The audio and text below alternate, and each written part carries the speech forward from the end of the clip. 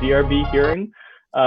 It is 6:31 p.m. on April 16th, 2020, and I'm Kevin Lumpkin. I'm the chair of the DRB. I'm convening the meeting. My screen is not oriented in such a way that I have all the DRB members together, so hopefully I will accurately identify all of them. We have, I believe the vice chair is now Matt Basowitz. Is that right? That's correct. Great. Vice Chair Matt Basowitz. We've got Secretary Harlan Miller.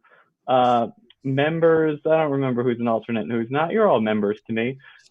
Members, we have Doug Johnson, Elsie, what's your last name? Goodrich. It's right there in your little, that's helpful that we have little name tags here. And we have David Weisberger, who's going under the alias White Mountains this evening. Which is the German translation or the English translation of Weisberger. All right. So we have 4 agenda items this evening, in addition to a couple at the beginning and end that are a little bit more administrative, that typically go by pretty quickly. After the call to order, the first item on our agenda is changes to the agenda. So I'm just going to use that to run through what we've got. And then I will turn it over to Eric to see if we can take an inventory of who all's here for what project.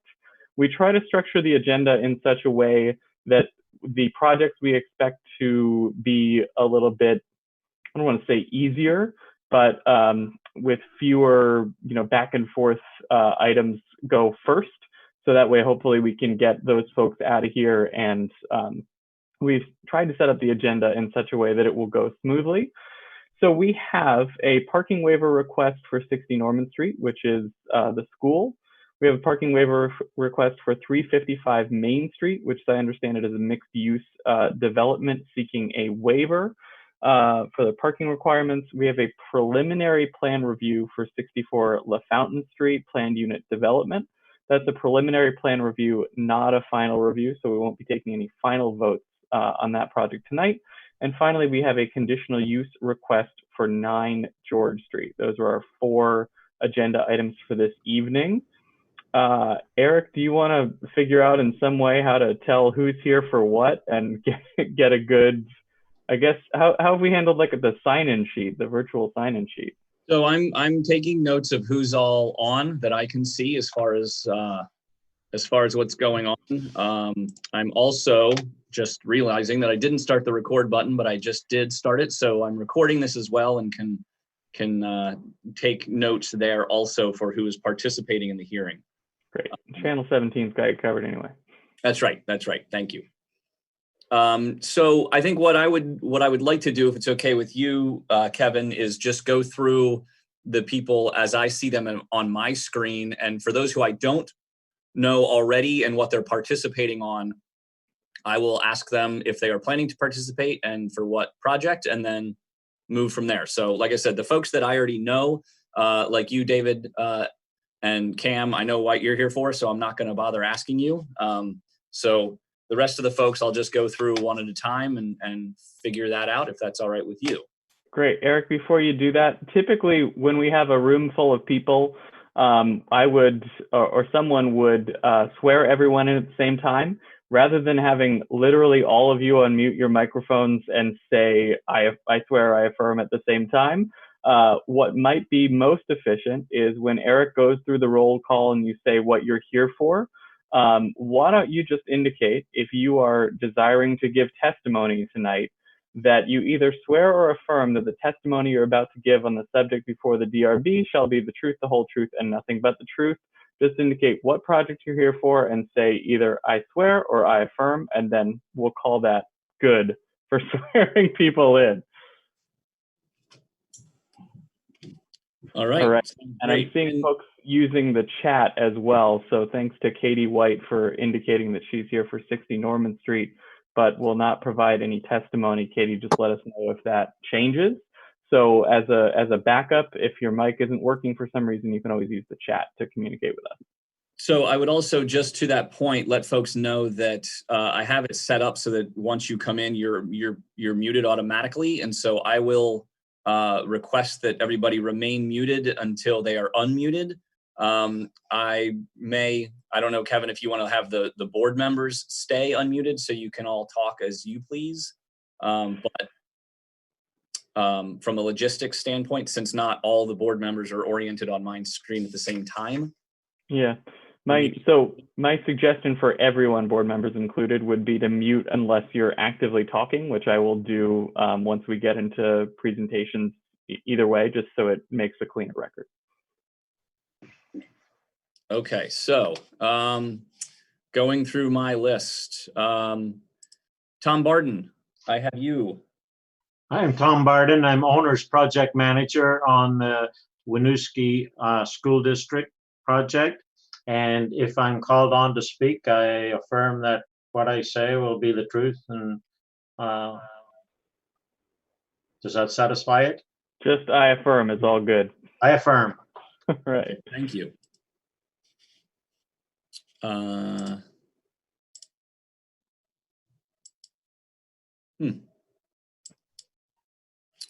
Let's see. Yeah, you're just trying to unmute me? Yes. Ian. Yeah, I just posted in there. 64 LaFountain Street, no testimony. Okay, thank you very much.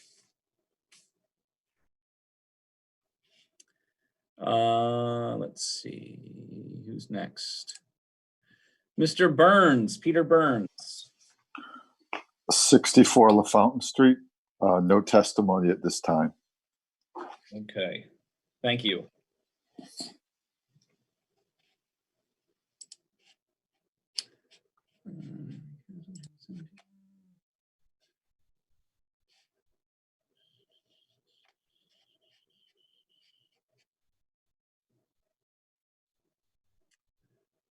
Someone by the name of Paul B. Yes, Eric, this is Paul Bover. I'm listening in for 60 Norman. I'm not expecting to give testimony, but if questions come up, I affirm. Great. Thank you, Paul.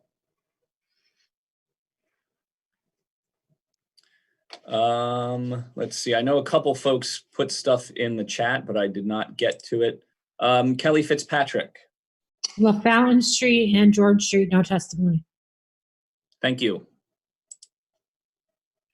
Katie White.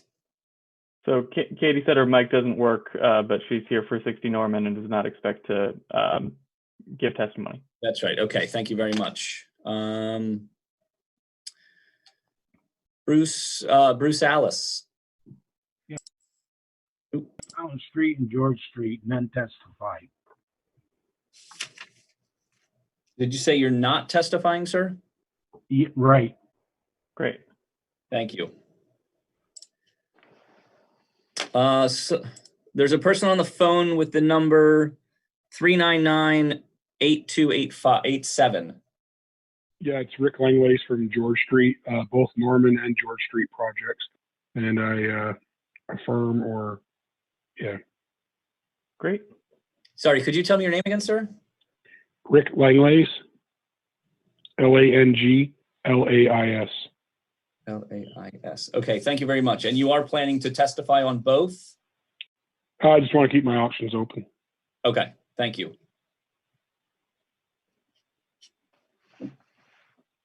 And then there is someone just that shows up as user that's trying to connect to the audio, but is not currently connected. So I believe everyone else I know and expect to testify.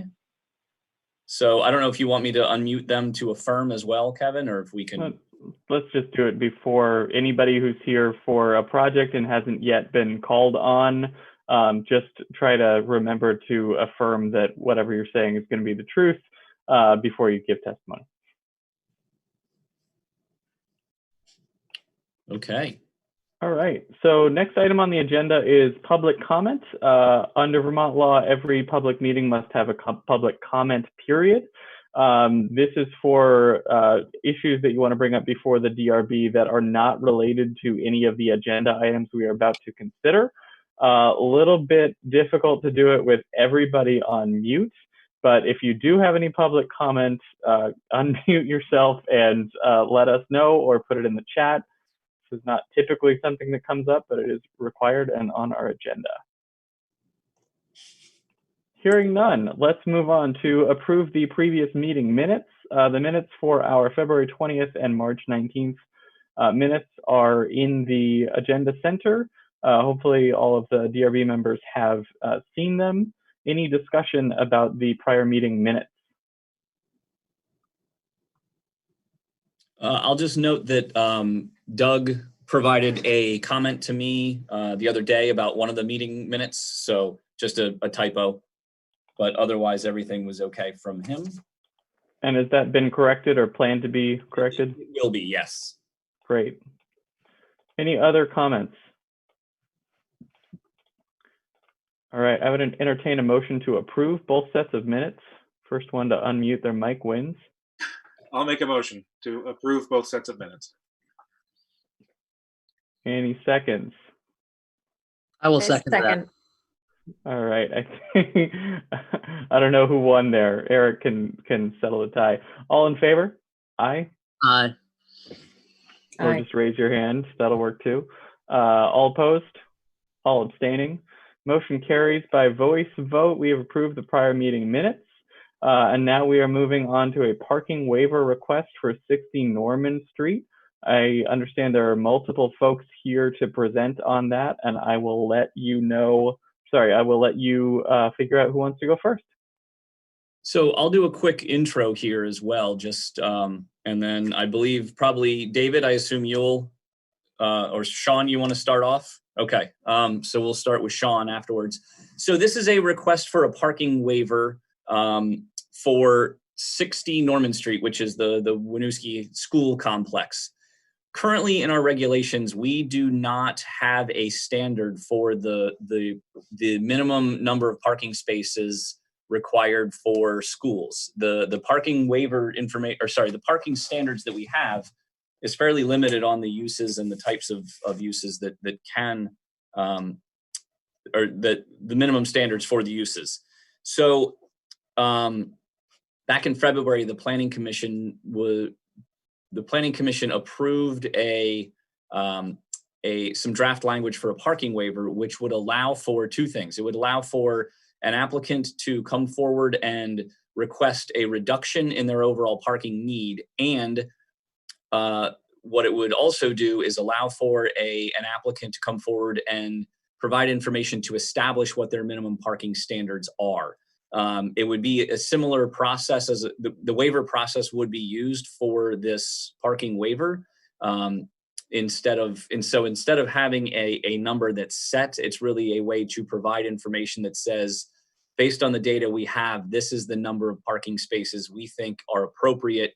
Here's the engineering studies that talk about what we think is appropriate, and here's our justification for it. So as a bit of background, because we don't have a standard for schools in our regulations right now, based on the project that's being proposed, I would be required to use the next closest use, which would be an office use. And in this case, the school would be required to provide 800 plus or minus parking spaces for the project, which right now they have about 240. So given the fact that many of the folks that are there on a daily basis do not drive because they are not old enough to drive, or they walk or use other transportation options, it seems a little unnecessary to have that much parking. So the school came forward with an application to establish what their parking needs will be based on their projections of students, of faculty and staff, and kind of how they anticipate adding more parking to the overall complex. So that's kind of the setting the stage for where we are now. I am going to share my screen to show the existing conditions plan currently. So feel free to jump in, Sean or David or Cam, if you want me to zoom in or do anything different with that. But otherwise, that's kind of where we are at this point tonight. So for those of you that are on video, should be able to see the existing conditions plan. Yeah, thank you, Eric. I think what we'd like to do is Sean would like to make some opening remarks. I'll walk us through the plans, and then Corey Mack from RSG is here to talk about the parking calculations and his memo.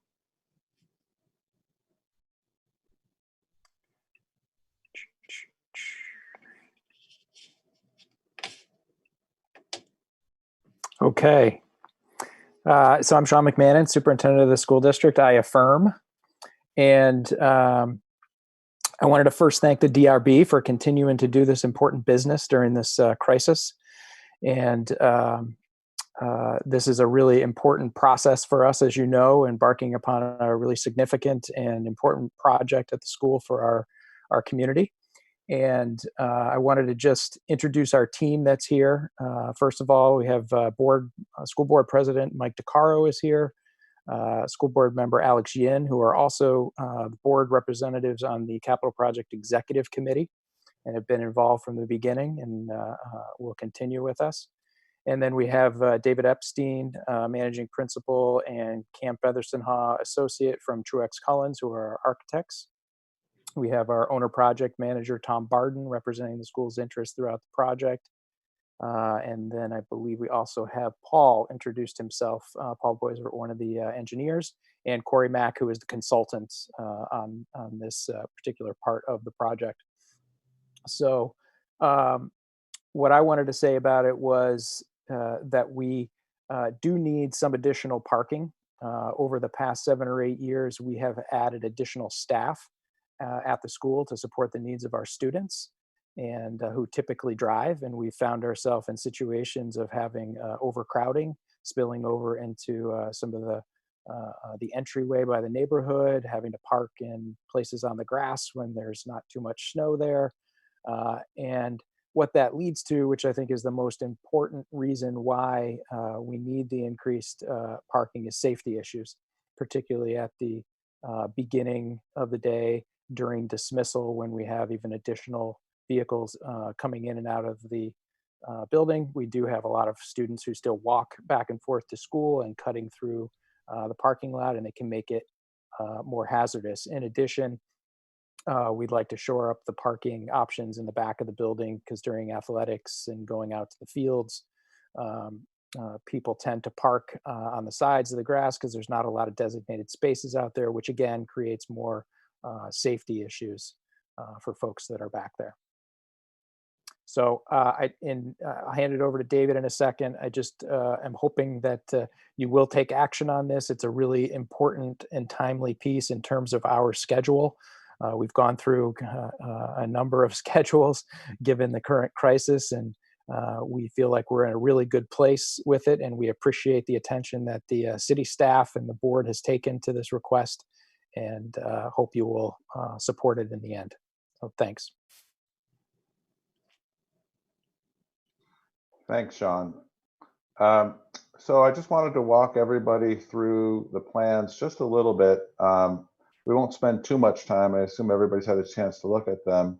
What we've done is we've taken the existing site plan, we've colored in yellow where the existing parking is. And so the bulk of the parking obviously is in the front of the building. There's a little bit in the back and a little bit on the sides. As part of the Main Street reorganization and reconstruction project, we've worked with the city very closely to rethink the ingress and egress out of the site. You'll see there's a double lane that egresses the site. And that has been, you'll see as we move to the next plan, that has been condensed. In addition, there's several building additions to the building, which have required, can we go to the next plan?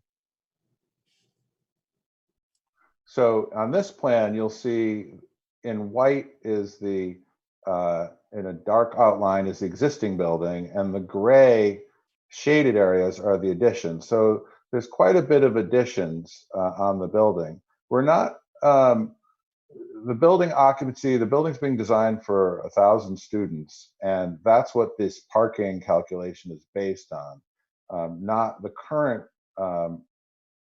number of people in the building, but the capacity of the building. So we're building for both the present and the future. And you can see here, we've kept the main parking in front, and right to the north of that, you'll see that we've collapsed the 2 egress lanes into a single, well, it's 3 lanes, but it's all together. And that allows us to put the soccer pitch in the corner of the site. And then we've restriping the area in front of the building so that we can get more parking in there. And then you'll see various areas around the site. As Sean was saying, we wanted to get more parking in the back for the, so when there are sport events, people aren't parking on the grass. And, you know, one of the things I wanted to point out is that there was a real balance, real balancing act between meeting the new stormwater regulations, where we have to treat all the stormwater on site, and providing the additional parking to make the function, you know, that parking function on the site work a little better. And so we feel like we've found the right balance here, where we're able to achieve both our stormwater goals and our parking, and meet the parking needs. So you can see, well, we can't see it now, but on the previous, we had 236 spaces, and in the proposed plan, we have a modest increase to 275.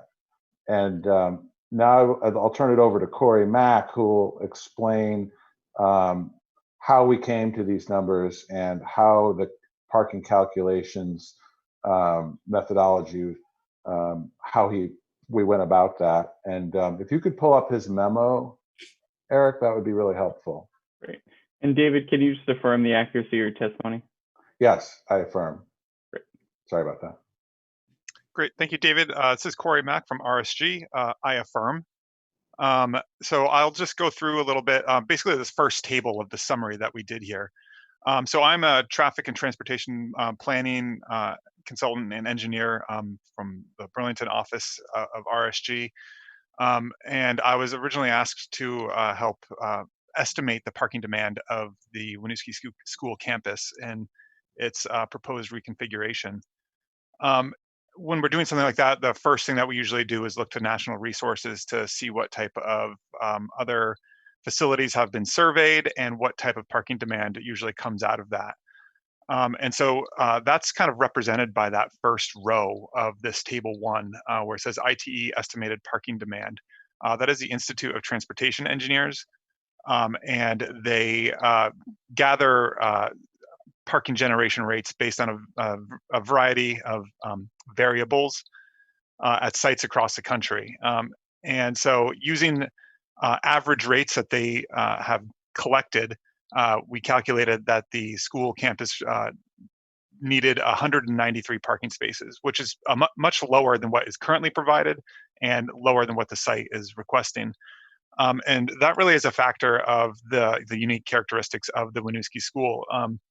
It's a pretty small student population compared to the average student population sizes. I think when we're looking at the variable of like number of students for a high school, the average variable there was 1,000 students, and in this case, it's like 250. So it's a much smaller population for a school. The national rates don't really represent what is actually occurring here at the Winooski School campus. So the next way we kind of tried to estimate this was we went and looked at the other neighboring towns, how they calculate the parking. You know, I guess it's not necessarily demand, but the zoning requirement for parking for school campuses. That is represented by the second row there, where it says the average neighboring community parking requirement. We went through Burlington and South Burlington and Essex and Colchester and looked at if we were to develop this school campus in those neighboring communities, what the zoning requirement would be. That ranged from a low of 126 spaces in Colchester to a high of 265 in Burlington. That's quite a range. I can't really explain why Colchester is 126. The rest of them were in like the mid 200s generally. But the way that that's calculated is actually on a per classroom function. So when you consider, again, Winooski's operations, there's a much lower, the demand is different in Winooski as it is in Essex or Burlington. It's a much more dense geographic area in Winooski, so you're going to probably have fewer students driving. So for instance, several of the other towns have an additional variable for driving age students to increase that parking demand, or Burlington and I think it's Essex inflated the demand per classroom for high schools to kind of account for the student driving demand. But that I think is going to be a little over-representative of the parking demand that is going to be required in Winooski, just for the general fact that it's a much smaller school. It's walkable from just about every residence, so it's not going to see that same high number of parking demand from the students. So that was that second row there, that 219, and as kind of Sean alluded to, we did some parking counts on site back in early March when school was in session, and that observed parking demand on the third row is 232. That is actually more than the parking spaces that they have, and of unrestricted parking spaces. And that what we noticed then was a couple cars parked outside of the striped parking area. So what we people were getting creative with how they parked. There were still open spaces. It's just, somebody didn't find it right away, that kind of thing.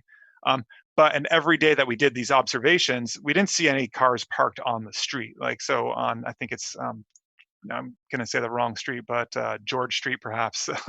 I don't know, the one in the back by the southern parking lot, or any cars really parked on Main Street.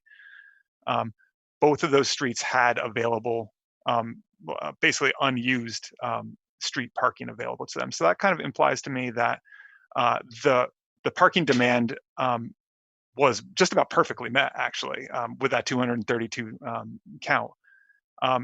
I would imagine, I would expect to see parking overflowing onto the street network, or people parked on like grass, which we didn't see that.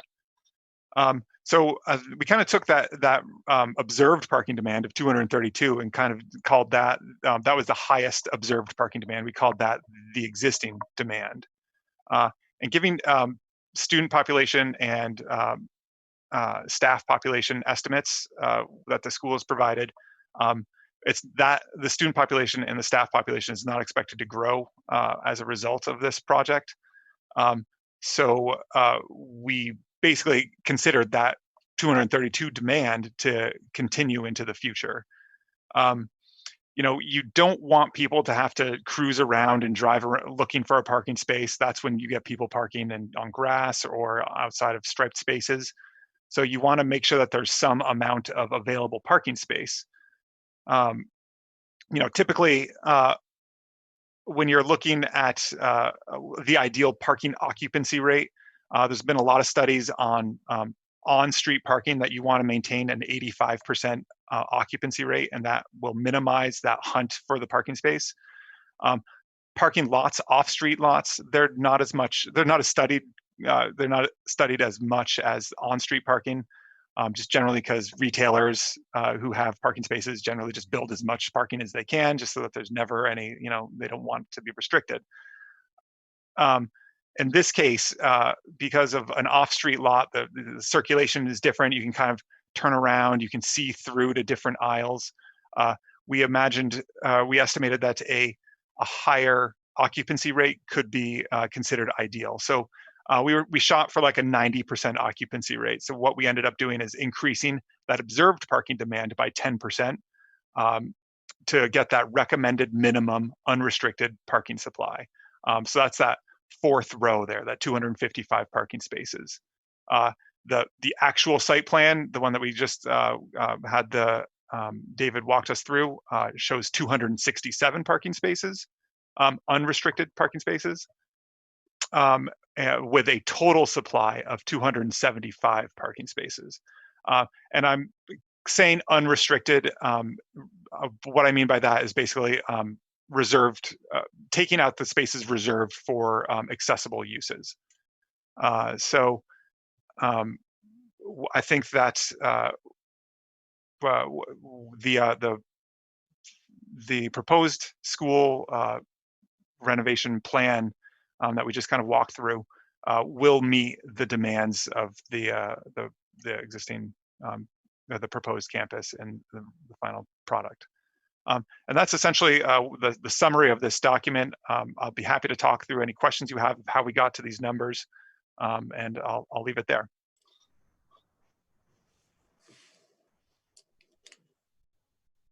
Great. Any other presenters for the applicant for the school district? All right, hearing none. DRB members, do we have questions for the applicant? Don't forget to unmute, just go for it. Unmute, talk, do what you want. David, I think I see your hand going up. Yep, can you hear me? I can. Okay, I'm not sure, I may be the only DRB member with a student in the school right now, but I have a couple questions. One, the first is related to the methodology of the study. I saw that the counts that you did were taken at 10 a.m. as that was the recommended time by the national organization. But I can tell you almost 90% sure that the busiest time is at 3 o'clock. And then after that, probably at 7:45 and 8 o'clock at drop off and pickup. And when I drop my son off there, I see people parked all the way back up Norman Street. I see people parked on the grass. I see people cruising around looking for spots. And obviously that's a little unusual because it's not when, they're not staying there all day, but it's majorly overloaded at those points, especially since a lot of the parents need to park to take their young children inside. So I have some serious concerns about that. And I wonder if you thought about that. That's the first question. And the second has to do with the plan and the redistribution of the spaces. Because a lot of the spaces seem to have been moved to the back of the school, which might make sense for the teachers, but during those drop off and pickup times, you've severely reduced the amount of spaces at the front of the school. And also the parent drop off lane, which is that orange lane, the second drive through further from the school, is currently parallel spaces. It seems like you've reduced a few spaces and turned it to head-in spaces, which is not really the question we're dealing with, because I guess we're just approving the number of spaces, but it seems like that's going to also cause problems because people won't be able to just pull out. You're going to have people in that queue back up to let them out. But I guess that's neither here nor there. So that's question 2, is the redistribution of the spaces. And then the third one is whether the daycare center is staying here. The daycare center is near the exit lanes, and currently they have 5 or 6 or 8 spaces there that are reserved for them. So I'm wondering if those should be included in your count of the number of spaces provided. Great. Well, I can talk a little bit about that short term. The first point you made there about the peak demands at the drop off and the pickup periods. Definitely, that is the highest peak demand. But that's more of like the short term demand of parking, like we were kind of talking about. I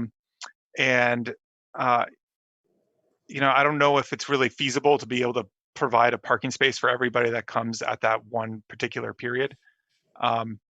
So, the intention was to provide the demand for the people that are there for the day, leaving the short-term spaces kind of open, and providing, this additional capacity that we'll have here with that 10% increase.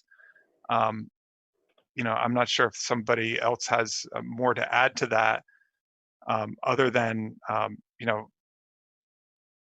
the short-term demand there is going to, just as much as it is a capacity issue at the traffic signal and everything trying to get out, it's really challenging to try to design for that worst case scenario when it's a very short period. You know, I don't know if that's really addressing the issue that you bring up, and maybe we can others can talk about that. I mean, it seems like eliminating those other spaces in the front for the soccer field, which I'm in favor of, will make this problem worse.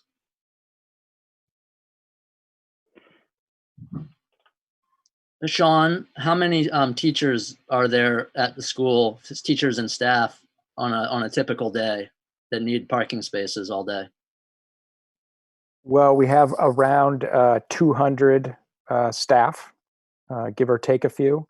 How many actually drive each day? I think that shifts, certainly, but also we have quite a few folks who come in and out during the day and spend significant parts of the day there. We have a lot of student teachers that come from St. Mike's and UVM and Champlain in some cases. We have outside providers, occupational therapists, physical therapists, counselors, and so forth that will come and spend anywhere from an hour to 5 or 6 hours in the building also. Have you given any consideration to asking the staff to use the side lots and the back ones first to fill those up? Yes, absolutely. And we already do that. I mean, those back lots, I can tell you, because my office is closest to the one in the back. So if I'm not there by 7:15, they're gone.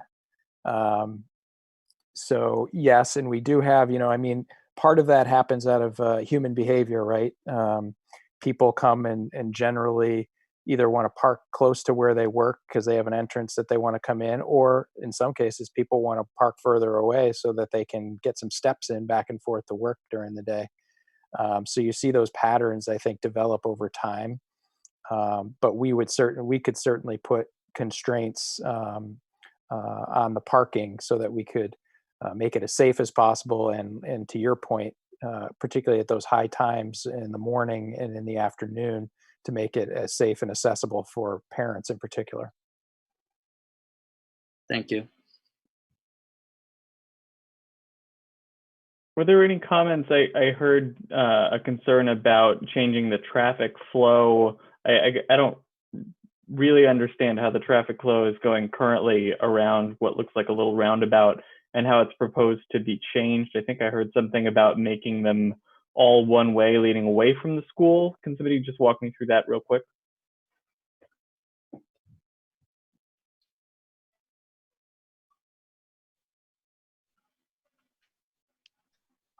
I don't know if that was opened for me. I'm not exactly sure what you're talking about. Maybe. So just the way the traffic's currently flowing and how it would flow under the new proposed plan. I think I heard something about changing the directionality of one of the streets, maybe just to the south of the soccer field. Maybe I'm misreading this plan. Someone That's tell me the I'm exit. That's the exit piece, David. Or Yeah. So, no, I maybe I wasn't clear. Just to the south of the soccer pitch that you see in the top left corner, where Erica's pointing, that's currently two separate driveways with a green space in between. It's a little bit faint, but you can see it.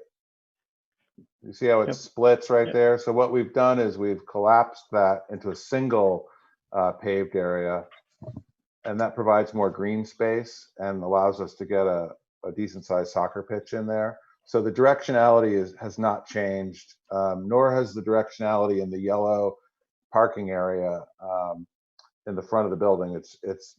We've kept everything the same there. Is there any thinking that by collapsing that you'll improve egress, or is that more just moving stuff around to get the soccer field in there? Well, I think, Corey, you want to address that because we did study that. Yeah, so we did look at circulation patterns and everything at the school, And moving that consolidating the drives definitely was an intentional act to improve operations, and also kind of make it like a kind of cleaner exit. We took some videos of the dismissal period in October, and just watching the traffic kind of crisscross and move and stuff, especially at the dismissal period, was it was pretty impressive to see people make it through there without more issues. So I think by consolidating it to those one area, you're not going to have that weaving of traffic that you currently have. Yeah, just to jump in on that, the what's not shown on the plan to the left side of the sheet is Tigan Street, which is an offset intersection. So by pulling things further to the south or down sheet, we're improving the alignment and simplifying things a little bit. Other questions from DRB members? I was just wondering if you could give me a little clarification on the number of spaces versus the number of students at the school and teachers now versus the plan for potentially 1,000, as you said before. I wasn't quite clear as to whether this will fulfill if the facility is maxed out.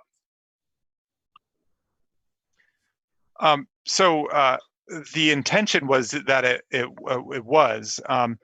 So the current student population, I think, is about 900, and if the existing demand meets that, and the student population is directly, if we consider that to be, a 10% increase in students will mean a 10% increase in traffic or parking demand, then that was the intention as we were trying to get around that. I don't think it's students necessarily are the demand driver. It's going to be the staff population that's going to increase the amount of parking. And like when we were looking at the other towns and how they are developing their regulations, it's based on the number of classrooms. And that's, a roundabout way of getting to your staff members too, is my understanding. It is intended to meet the demand of that, 1,000 student population. That being said, the student projections aren't expected to increase. I think the peak was at 950, but it's kind of a steady, low 900s. Is my understanding. Other questions from DRB members? Yep, David.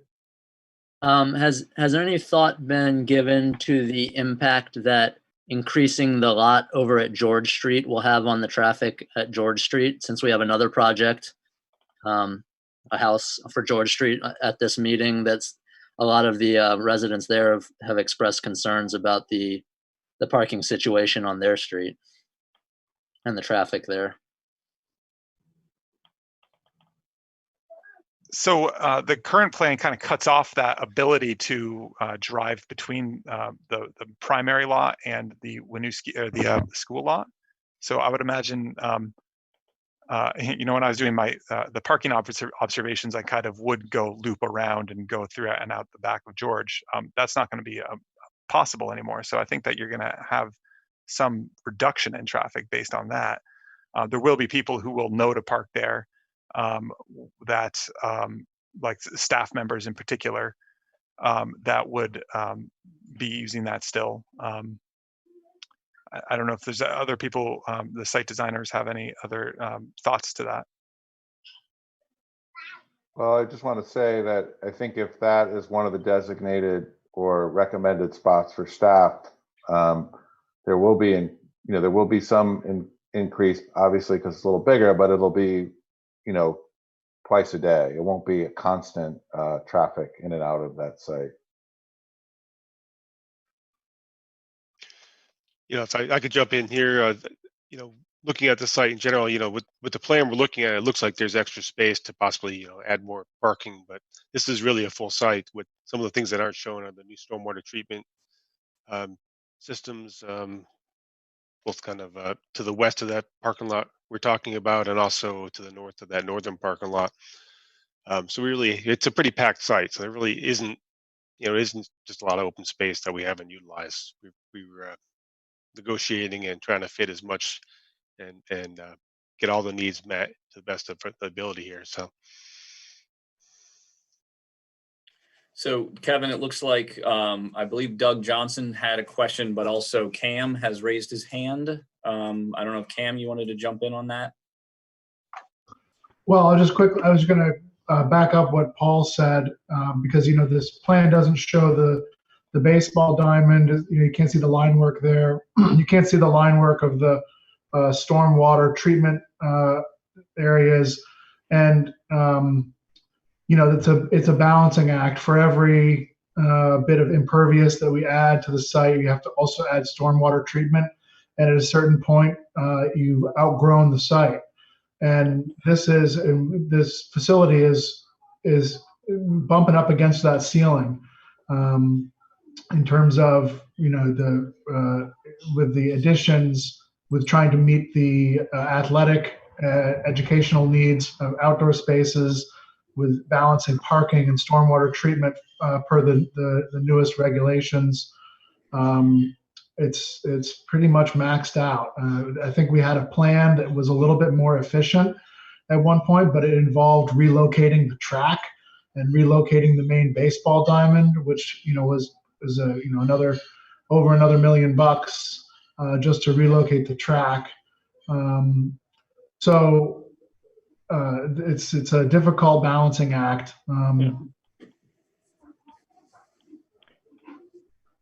Doug, did you have a question?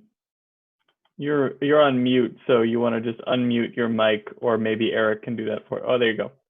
Am I okay now? You are. Okay. Parking and transportation around the school is an intermodal activity, and there are a lot of kids, or at least some number of kids, who ride bikes to school. How are you keeping that out of the parking stream, and where do they park in this plan? So along the new egress, where we were talking about it, I don't know if Eric, you can show that. You'll see there's a path. Well, if you go over to Main Street there, along the southern edge of that is a existing paved path. We've extended that across, and it brings you to the front entry there. There's bike storage facility just to the north of the main entry. You can see it right there.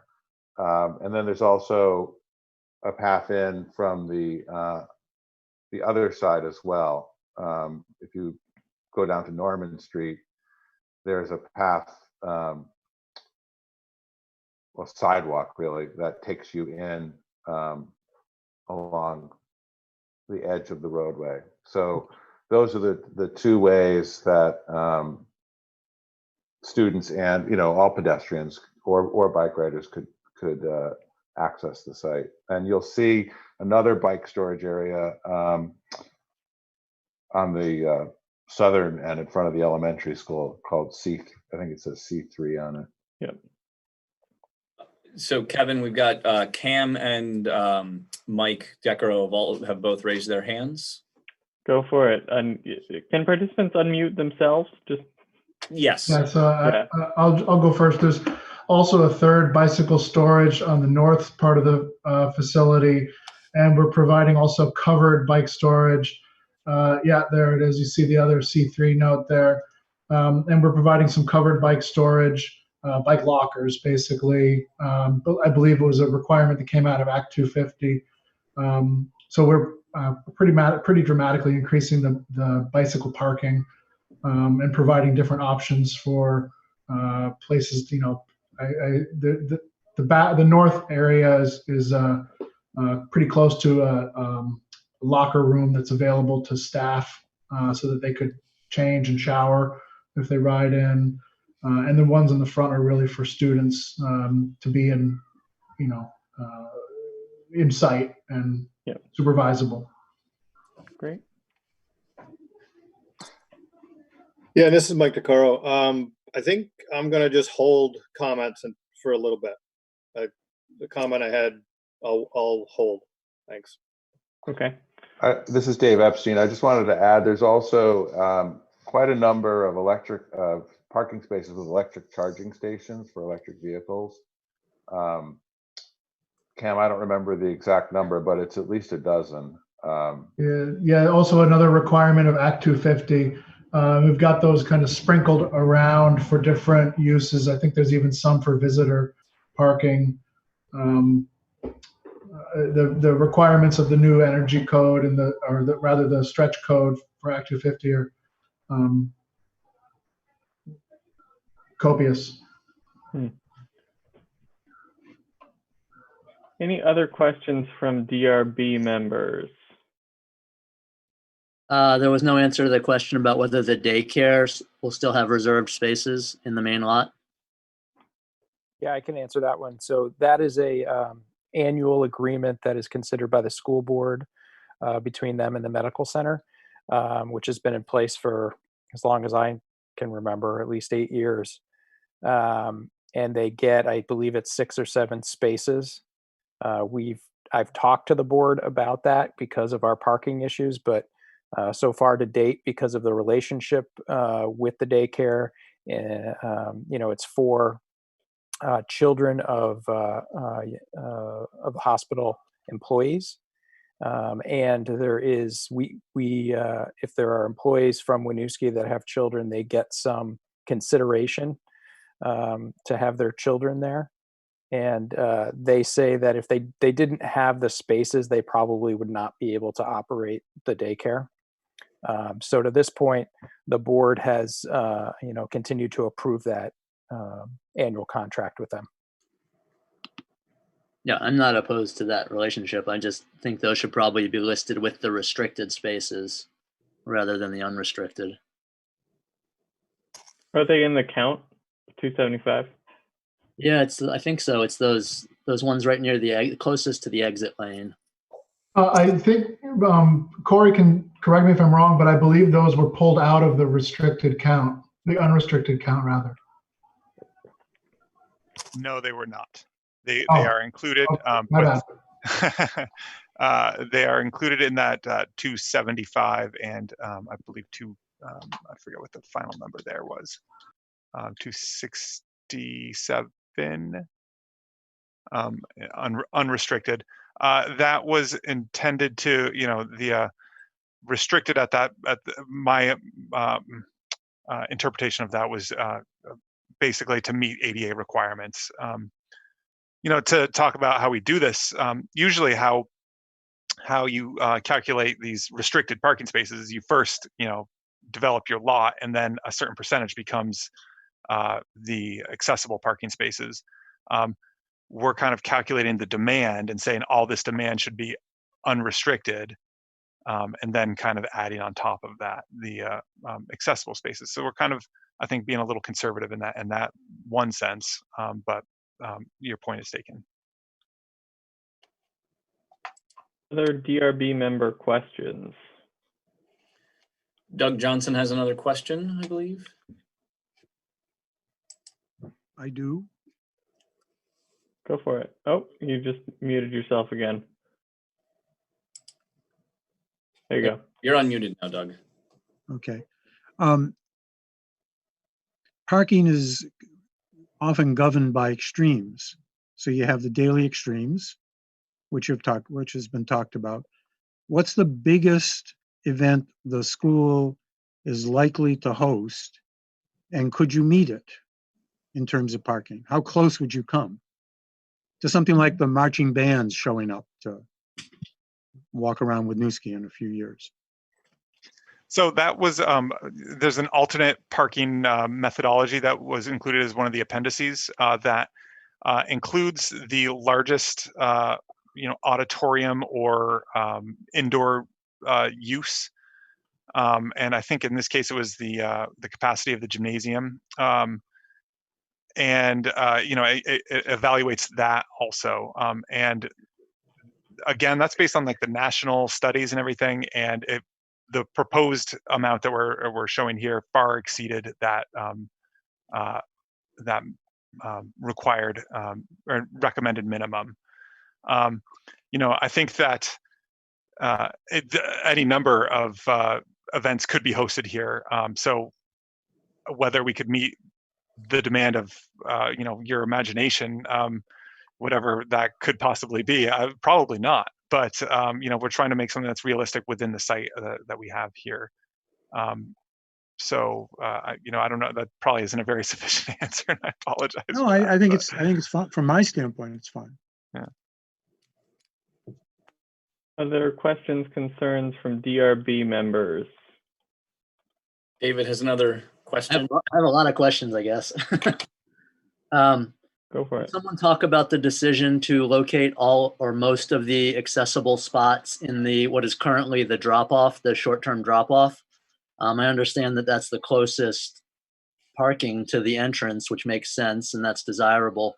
But you're also converting those short-term drop-off spaces to, seems like, long-term permanent spaces, and thereby possibly making a problem during drop-off times. Are you talking about that salmon-colored area? Yeah, the salmon-colored area where it looks like you have most of the ADA spaces near the main walk into the school. My understanding is those are going to be short-term spaces, but I don't recall exactly. So I'll let the site designers, if they have any. Yeah, I think in general the goal is to get the handicap spaces as you have to have them on an accessible pathway. So there's certain limitations to the how steep the grades can be, and you obviously can't have any obstacles like curbs or anything. So you generally trying to get them as close as you can to the main entry or to a main entry. We also have some at the rear where there's a rear entry as well. So that's why they're located in that location, trying to make it as convenient and as usable. If we put them in the yellow parking area, the space between the salmon area and the yellow area is a drainage swale. You can see the topo lines. It's kind of like a gully, so you can't really travel across that way. Yeah, it's actually that gully is actually a permitted stormwater feature, which is serving per older regulations a portion of the impervious surface. And we talked about building inside it, but that would make it's complicated because it's built and permitted under older regulations, and the new regulations are more strict. And like I said, we're bumping up against having enough area to treat the runoff per the new regs. So it was strategic decision to sort of leave it as is. Okay. Yep.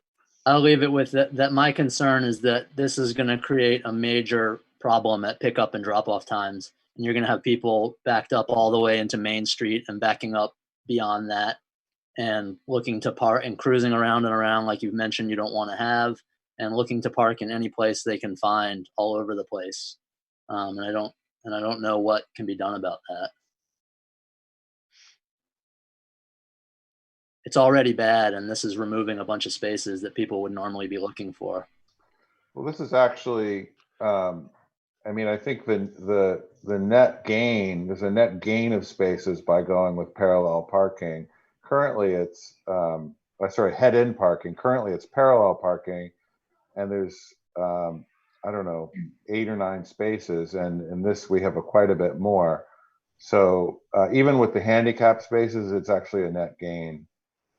I see 17 counted on your existing plan, 8 on the east and 9 on the west. And I see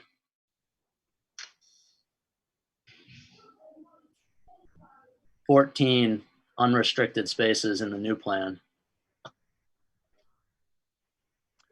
2 of those, I think it's 2, are accessible in the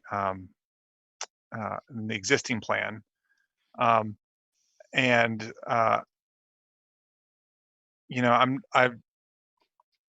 don't know I think this has a pretty similar operational characteristic to it, to what's currently out there. What you don't have is that green median between the right turn exit and the through left exit right now that we're consolidating into one drive. That's where that's kind of became the de facto parking area when people couldn't find one. But I don't know if that's something that we want to encourage, because the driver behavior that I was observing in my the recordings that I have wasn't the most positive. And I would say that what we're showing here is a much more safer circulation pattern. It might mean people have to park and wait a little further away, like along Norman Street, as they're approaching the school, and just taking what's first available. But I think that it's going to operate pretty similarly to what it is now. Yeah, I think I hear the concern of the board member, White Mountains, and I would point out that the project itself is not like we're building a new Kohl's, right? That comes with new parking demand. We're building a facility that for the most part is trying to meet the existing program demands of the school. I think we calculated that about 5% of this project was geared towards increased potential student body, and the bulk of the project is really just to meet the existing program demands. They're really sardined in there, 3 and 4 people in a single office. And when you look at it that way, we're going from 235-ish spots, including those 6 or 7 that are leased, to 275, including those ones that are leased. And we are distributing them a little differently. The nuance of head-in versus parallel is an interesting comment, and one that we, personally I hadn't considered yet. We were trying to meet the owner's request for an increase in parking. Even there was an argument to be made that there's no increase in parking needed yet, because the projections are pretty minimal for student body increase from NESDEC. But hearing we've got observations that the parking lot is basically full. We've all seen the dismissal and arrival periods. It's pretty congested, and the school was wanted about 30 spots of increase. So that was the target that we tried to meet. And the other factors, kind of the alignment of Teigen Street and the need for a place to relocate the soccer field, because we have a minor or a little league field that needed to be relocated because the building addition sat on it. It sort of all just fell into place like this. And we were able to fit the program on the site with these arrangements and meet the owner's request for a 30-ish spot increase. So, for what it's worth. So I do want to be mindful of our time. We have 4 agenda items. I don't want to cut off the DRB members' ability to ask questions about this, but just taking a temperature, we have the option to move this to the end of the agenda, to delay it if we have like a ton more questions. What's the temperature in the room for the DRB? We also have to give the public an opportunity to comment if anyone's here to do that. Kevin, Mike DeCaro has his hand raised again as well. Mike, go ahead and unmute yourself if you wanted to say something. Yep.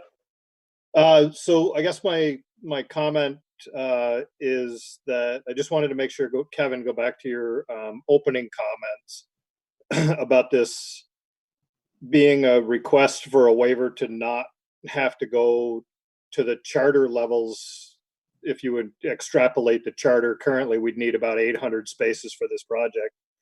And I believe, if I understood the question right, we're looking to see if we can get a waiver to bring that 800 down to this current plan of 275. Is that what we're looking at? So it's a little bit odd. Currently, as I understand it, our zoning regulations do not set forth a minimum parking requirement for schools. Someone apparently forgot that. And so the Planning Commission has established a draft rule that allows schools to come before the DRB, make their case for what their minimum should be based on available evidence, parking studies, et cetera. And then we essentially establish that. The comment that Eric made about 800 spaces was using the best next specified use in our regs, which is an office. Offices obviously have no children in them. Schools have a lot of children in them. So that was the disconnect there.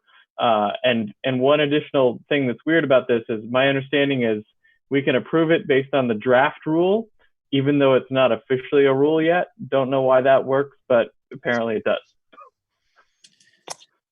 Okay, thank you. Okay, so other questions, comments?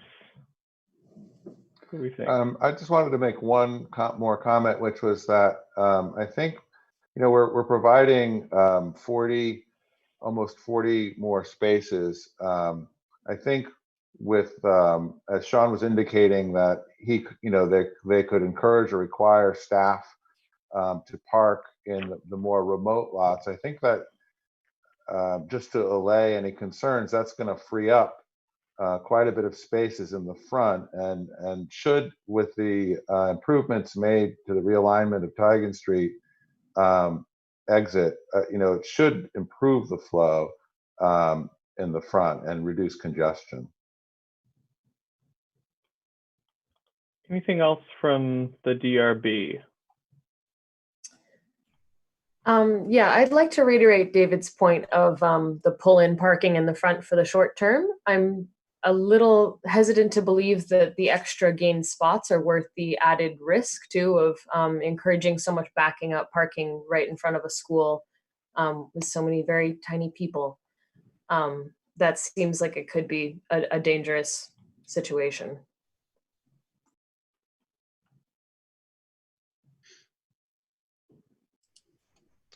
Well, there is a sidewalk on the west east side of that, and the intent is, for any of the kids getting out of the cars will go to the sidewalk and not be in the traffic stream, and then they have clear paths from there to the buildings. So you really should not have them running across that lane into the backup area. Yeah, currently, people are parallel parking on both sides of that that area. So you do have pedestrians crossing across traffic.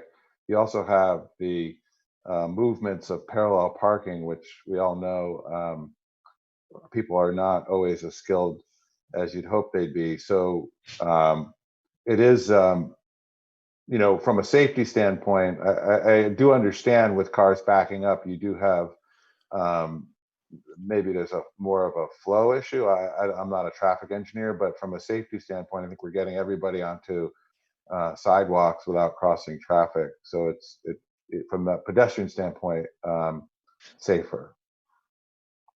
I would add that it's almost it's very challenging to develop an accessible parallel parking space. You might see them marked, but they're not truly accessible. So to try to put accessible parallel parking spaces in that location, meeting current ADA guidelines, would not really be feasible. Yeah, I really don't think you can for a van accessible spot because you have to have the side loading area. So on that point, that makes me think of something. If those are short-term spots, aren't you required to provide long-term accessible spots in the main lot as well? Accessible spaces by nature are not restricted, like time restricted or money restricted or anything like that. If you are allowed to park in an accessible space, you can park there for as long as you need to. Okay.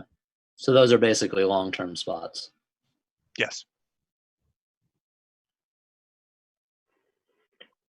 Okay, so any other comments, questions by DRB members or any members of the public who are here and want to ask questions, make comments, etc.? Kevin, just for reference, the two people that I had listed for this project as well that were not applicant or DRB were Mr. Langlis and Ms. White. Both noted that they were not interested in speaking, but I guess they could change their minds at this point. Great. So Katie White, I know your mic didn't work at the time, but if you have changed your mind about giving testimony, let us know in the chat. And Mr. Langlois, great, we're good. Feel free to unmute and make comment if you'd like. But if we don't hear from you, we will assume there's no comment there. It's just a general question with the number of parking spaces increasing for the entire site. As a person who walks around this site twice a day with my dog, because I live on George Street, what traffic calming measures are going to be put on the perimeter road? Because I look at this thing and I see like a speedway around a school. Just I was wondering if somebody could enlighten me.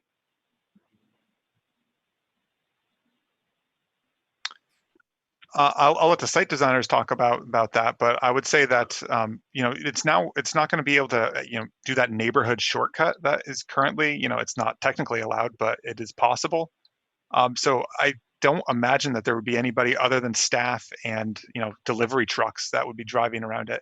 And I think that it's even restricted on the south side, so it's not even intended to be driving like along the southern boundary of the building. I'm not sure if there's any hardscaping to keep that from happening, like some curbing, or I know it's got to be accessible for fire trucks, but I'll leave it there because I'm speaking out of my wheelhouse right now. I mean, I can jump in. We don't have anything no speed tables or anything directly in that area. The expectation, as Corey noted, is that this is staff. And there's no cut through, which should eliminate some of the incentive for that. The purpose of the road is really a fire access road, and it's part of the life safety and building code standard in order to allow this building to be as large as it needs to be. It's technically 3 buildings per the fire code, and they're separated by firewalls. And this road allows the building to be the size that it is because of allowable increase in footprint size. So just for what it's worth, the purpose of the road is fire safety as opposed to convenience or race practice or anything. All right, thank you. All right, any other comments, questions? Eric. Say it again. Yeah, this is Doug Weston. Okay. Yeah, you talked about David talked about all the flow or drop off and pickup areas in the front of the school, but I see you're expanding or doubling the size of the parking lot at the end of George Street here. And you didn't mention the drop off and pickup on George Street, which there is a considerable amount at the 8 o'clock and 3 o'clock time slots. I'm just wondering if that was into consideration at all. I mean, you're going to have quite a lot of traffic on George Street coming up Franklin Street, I'm assuming.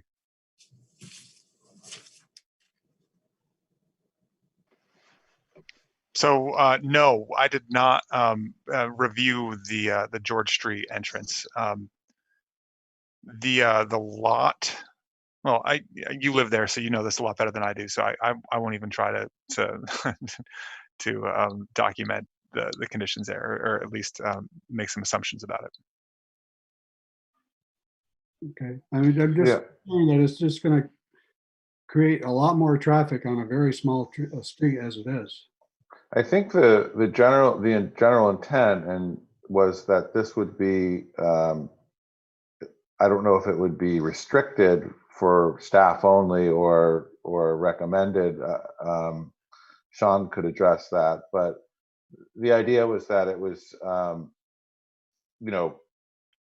in general, the thinking was to get the staff parked in either behind the building or the side of the building, and really leave the front area for parents and students for the drop-off area. So it wasn't intended that this would be a drop-off area. Well, no, it's not, probably isn't considered a drop-off area right now, but there is a lot of traffic coming Yeah. down the street at those two times, and probably in between too. I'm just bringing it up, just food for thought.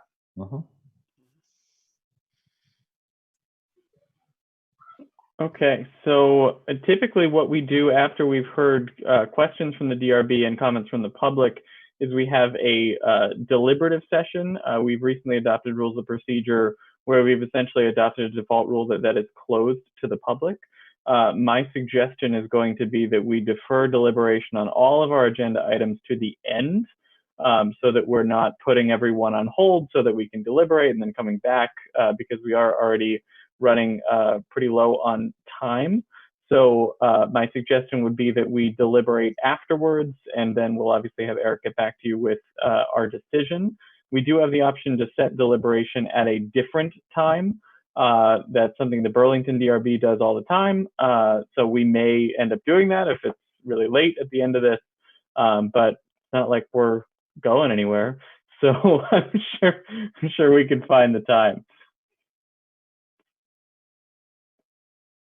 Okay, so with that, I'd like to move on to the next agenda item, which is for 355 Main Street. This is a more traditional parking waiver request. As I understand it, there is a minimum number of spots set by the zoning bylaws, but we can waive that based on evidence, and I understand we're going to hear some.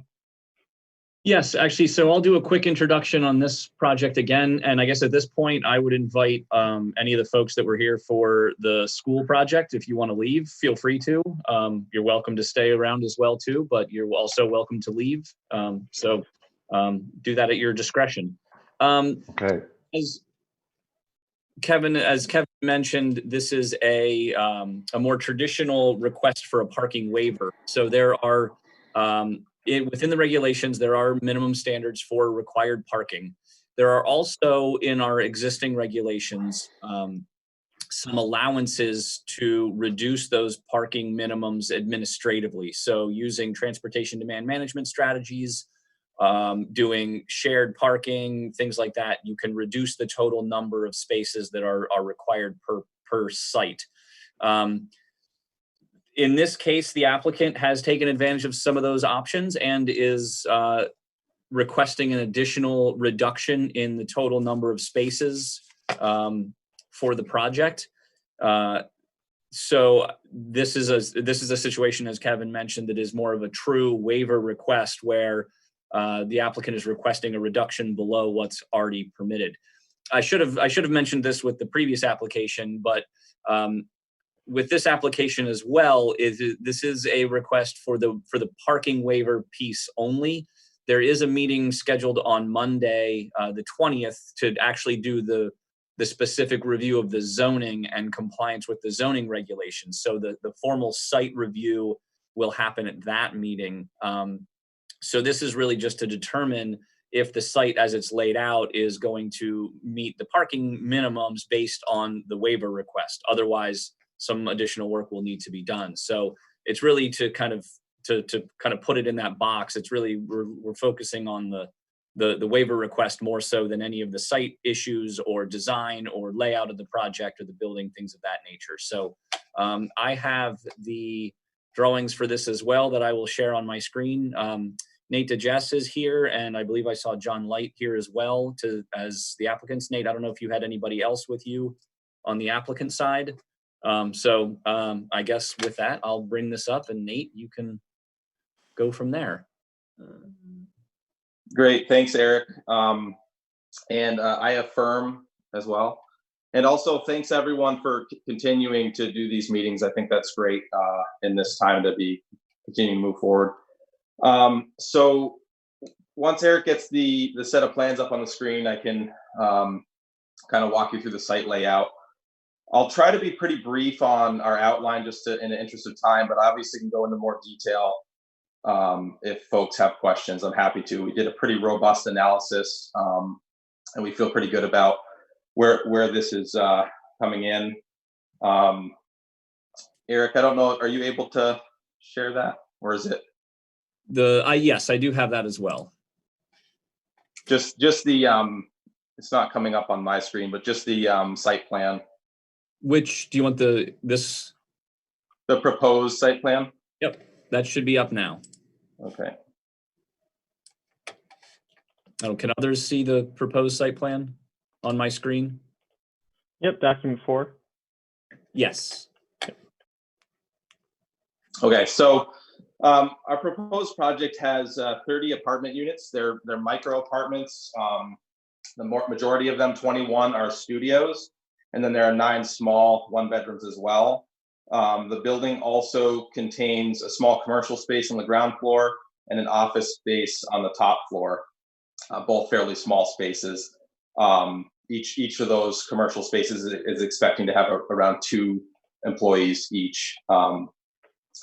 Along with that, the building has 31 spaces included, parking spaces, below the building and also in the rear of the building, the access being off of Manso Street. We looked at this project from a operational standpoint and realized early on that we felt the regulations were going to require quite a few more spaces than we really felt was necessary. And for such a small site, we thought it was worth kind of going through the process of looking at how many spaces we actually needed. So we conducted our own internal parking demand study, and we also had our civil engineer from Catamount Consulting Engineers take a look as well. We both kind of narrowed down to the same answer, which was that 30 or 31 spaces was going to be plenty of spaces for this project. So I'll quickly go through the parking management plan and waiver request memo. Again, trying to go pretty quickly through this for everyone's sake, but please ask questions if you have them. So item 1 under shared parking, we looked at the natural vacancy rates that some of our other buildings have. So we use shared parking in all of our residential buildings, which basically means no one gets a designated parking space. Everyone, it's basically first come, first serve. Everyone's guaranteed a space, but when they pull into the parking structure, the site, they're just taking an available space. So there's nothing allocated to them. What that allows for is what we call a natural vacancy rate. And we found through studying our City Lights building that natural vacancy rate is around 10%. We have a lot of tenants that go on trips, they go on vacations, they leave town, they're at meetings, they work night shifts often, they're having their car serviced. So we actually have 10% of our spaces open and available, even though they're all accounted for. And this actually allows us to overbook the spaces and park more people there than traditionally you can do with designated spaces.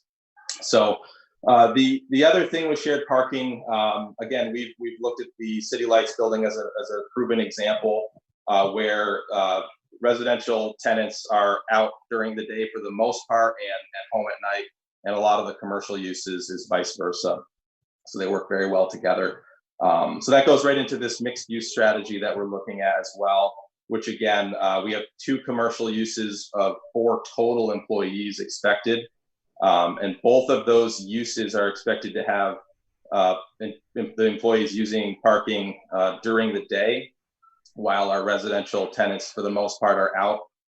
So that works very well, and we found that it works so well in this instance that the commercial use is actually negligible. Those 4 spaces will always be available at the time that they're needed. So we could kind of ignore the commercial aspect of this project because it's such a small impact and it's synchronized so well with the residential use. We looked at a public transit strategy, which is just taking this project and comparing it to other Chittenden County projects. And this project is in a great location from a public transit strategy. I don't think I need to dive into that, but there's multi modes of transport that people can use in Winooski and along Main Street. Previous project knowledge sharing. So again, we looked at some of our past projects and lessons learned from those, and you know what parking demands we're actually seeing and what's being used. And at our City Loft building, which just opened a couple of months ago, Very similar unit mix, where we have, well, actually, it's even has some larger units, but somewhat similar unit mix and more conservative unit mix. We have 21 one-bedrooms and 4 studios, and right now the building is fully occupied or fully leased and has only 17 registered vehicles for 25 total units, which is an effective parking ratio of 75%.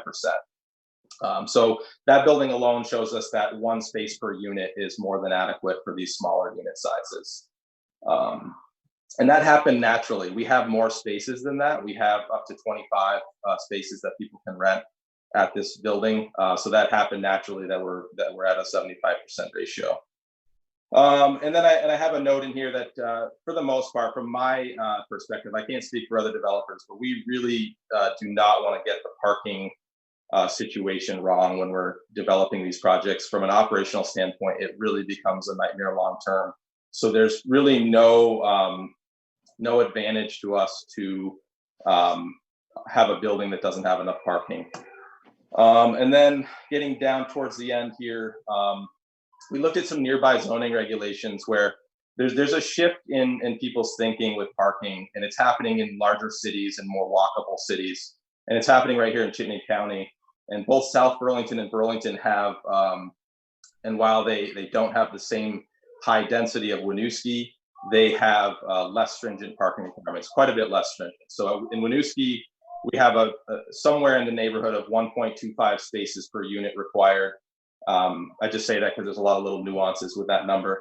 And in Burlington and South Burlington, we have in the neighborhood of between 0.75 and 0.9 spaces per unit.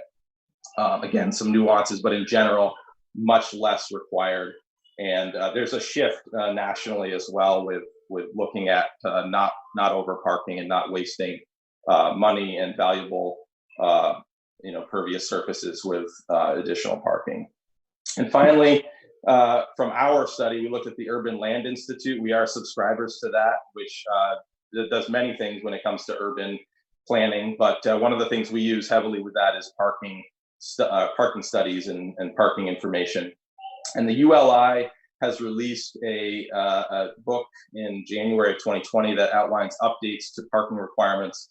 It's a pretty thick book, but in general, they're saying 0.85 parking spaces per unit for 1 bedrooms and less is plenty. And that's for average community size. In Winooski, we're above average density wise. We're a denser community than the average. And then our independent engineers review basically found the same results, that below 1 space per unit, between 0.75 and 1 space per unit for these smaller buildings. Again, this does not necessarily equate to a 2-bedroom or a 3-bedroom, but to 1-bedrooms and studios, that is adequate parking. We're pretty comfortable with even as low as 0.75 spaces per unit. Again, that's where we're at with our City Loft project. But we also, want to have a little bit of breathing room there. So we felt that 31 spaces for 30 units, which is just over 1 space per unit, was more than adequate. I'm happy to answer any other questions that people have, but I feel pretty comfortable that this project will function properly and that it's certainly worth this waiver request. Thank you. And I saw you had Chittenden County Regional Planning Commission take a look as well. So I'll jump in on that. So I took, for both of these projects, the schools project and this project, I forwarded basically the transportation report, the parking study, onto our Public Works Director and to the Chittenden County Regional Planning Commission for their review to see if the assumptions seemed accurate or the source material was accurate or at least consistent with accepted engineering practices. And so they both provided letters that were included in the agenda, basically affirming that the analysis that was done is consistent with current practices. Okay. Questions, DRB members? I had a question. Where did you say there were 4 spots for the commercial units? The 4 spaces for the commercial units are part of our mixed use strategy. So they'll be right in that same parking lot that you see accessed off of sorry, I said Mansell Street before, accessed off the side street. And there's a gate on the lot? There's a proposed electronic access system, yes. So they would not be retail spots there, or there wouldn't be retail parking? It's just for employees. So they would have access to the electronic gate. Arlen, I guess I'll just to add to that, one of the administrative reductions in parking does allow for the customer or client portion of the required parking to be accommodated in either the on-street inventory or elsewhere in the city. It only requires that the employee and resident portion be accommodated on site. How many spots, Eric, do we know does the Main Street plan anticipate in front of this building on Main Street? I don't know if that's finalized yet, David. I think that's still kind of being worked out. As far as I understand it, the Main Street plan is at 60% design, and they're working towards getting it to 90% design. And some of the actual location of parking is being figured out. With that said, the way this project is being designed is there are two current curb cuts onto Main Street that are both being closed up. So the only access to the site will be off of Bellevue, and that area could be repurposed for parking in the future. There's the bus stop directly in front of the project that would need to be accommodated as well, since that's an existing stop, but the rest of the area along the frontage of Main Street would be eligible for on-street parking. Okay, thank you. Mr. Degas, I have two questions. The first is, could you explain the one spot that seems to be within the footprint of the building? Is that a garage where you're parking? Yeah, that is a garage space that we're expecting to be used most likely by the commercial tenant. It's kind of a flex space. It is considered one of our spaces. We're waiting to kind of see what we end up with for a tenant to decide exactly how that will work. That one may be slightly restricted to the residential uses. We're not sure on that exactly, but again, that's in our account, but it's not one that will likely be used by everyone. Okay, and then related to that is the other question is, how did you come up with the counts of employees for the commercial spaces? I saw that in one of your reports you anticipate maybe a restaurant in the first floor space, and it seems like you might have more than 2 employees with even a small restaurant. Yeah, it's a pretty small space. I mean, we're hoping for some kind of small restaurant. I'm trying to think of a good comparison, but it's only in the neighborhood of 1,400 or 1,500 square feet. So we're not expecting to be a very large restaurant. I could maybe see us coming in saying we may need one more employee, and at that time we could come forward and talk to the city about that if a larger use came forward to us, but we don't expect it to be a very large establishment. And I think for the most part, 2 spaces will be enough for that. Would you say it's comparable to Morning Light or a little bigger? It's about twice the size of Morning Light. Okay.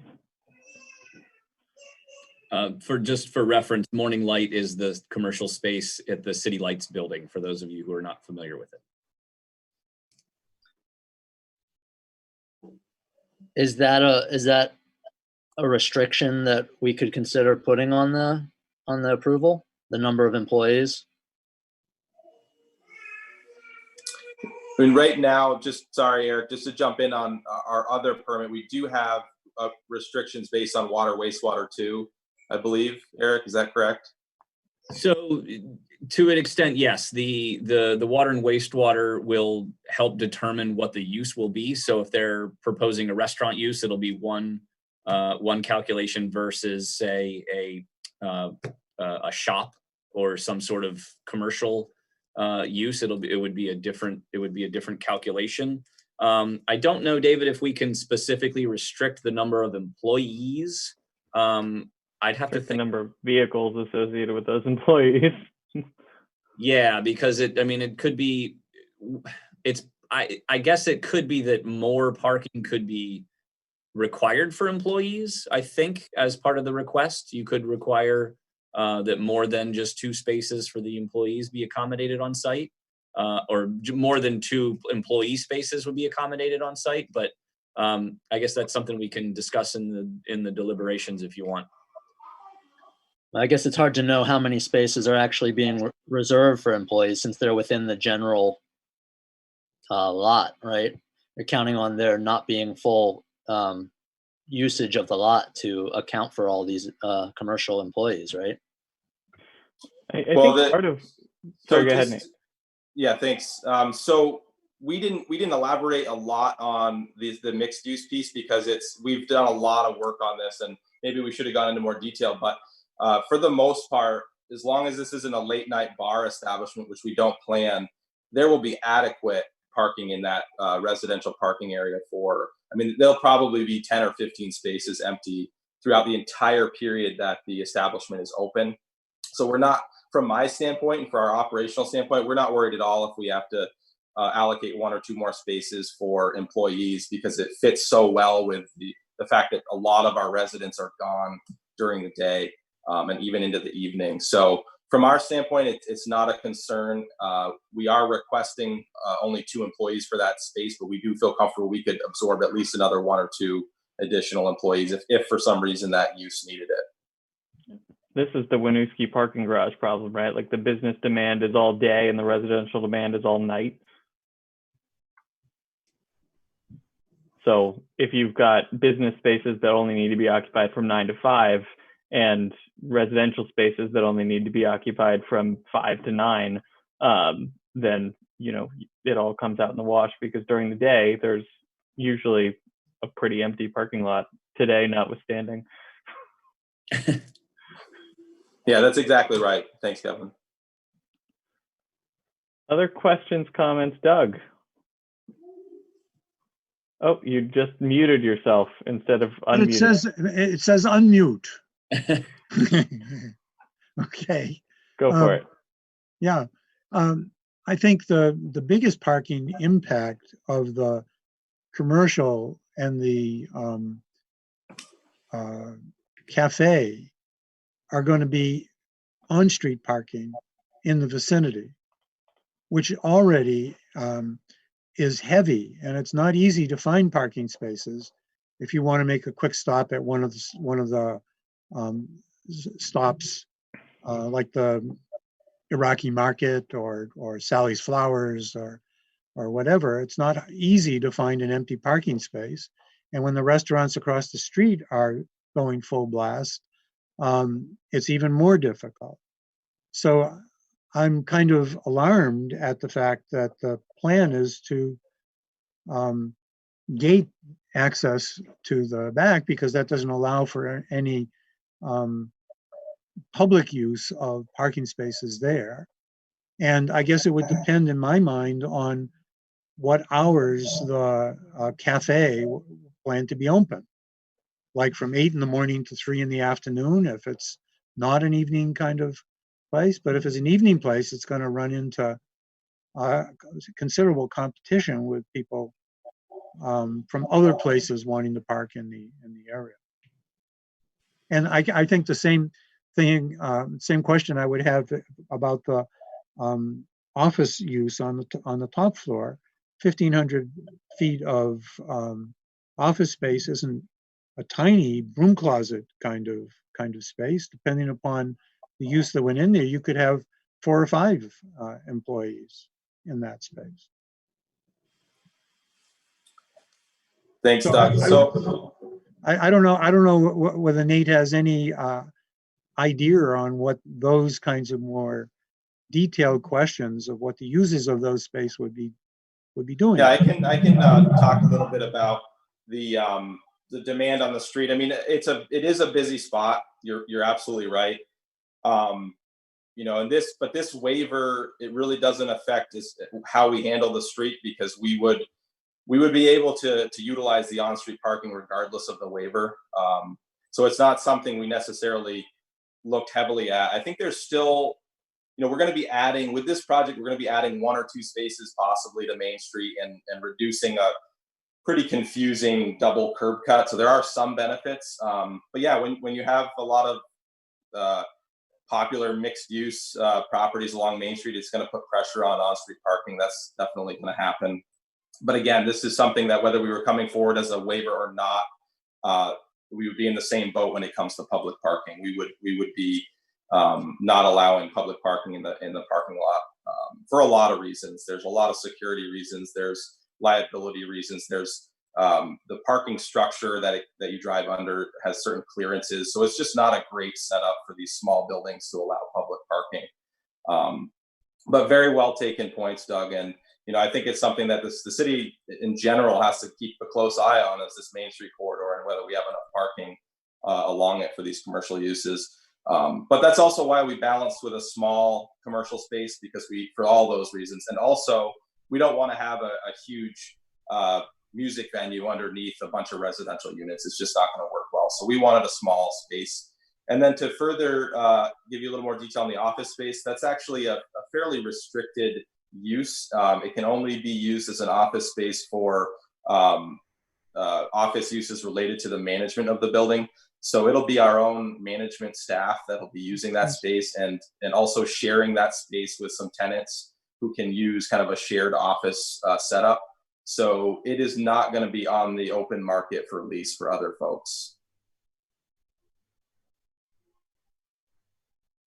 Other comments, questions from DRB folks? Guess this is only tangentially related, and it's probably for the full zoning review, but where's the snow from this parking lot going to go? More than 2 inches will have to go into a dump truck and be removed from the site. Not an easy snow removal project. No. Right. Do we have anybody from the public who wishes to ask a question, make a comment on this project? So Kevin, we have at least 3 people that are here for this project. The first one that I have on my list is Emmy, and I'll apologize for your last name, Sharon. So yeah, you're good. It's related to Doug's question. I affirm, by the way, related to Doug's question about parking, and because my structure and house is right behind the parking, I'm worried about spillover parking from, whether it's visitors or the cafe or restaurant, parking in front of the house and along Bellevue Street in general as well.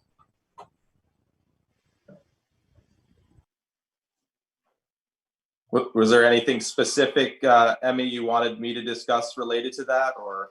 I mean, it's whether you or the city of Winooski, I'm not sure. I just sort of wanted to bring it to light that that's sort of a concern of mine. It's right now it's free open parking, and I can just assume that people will be using it wildly and freely.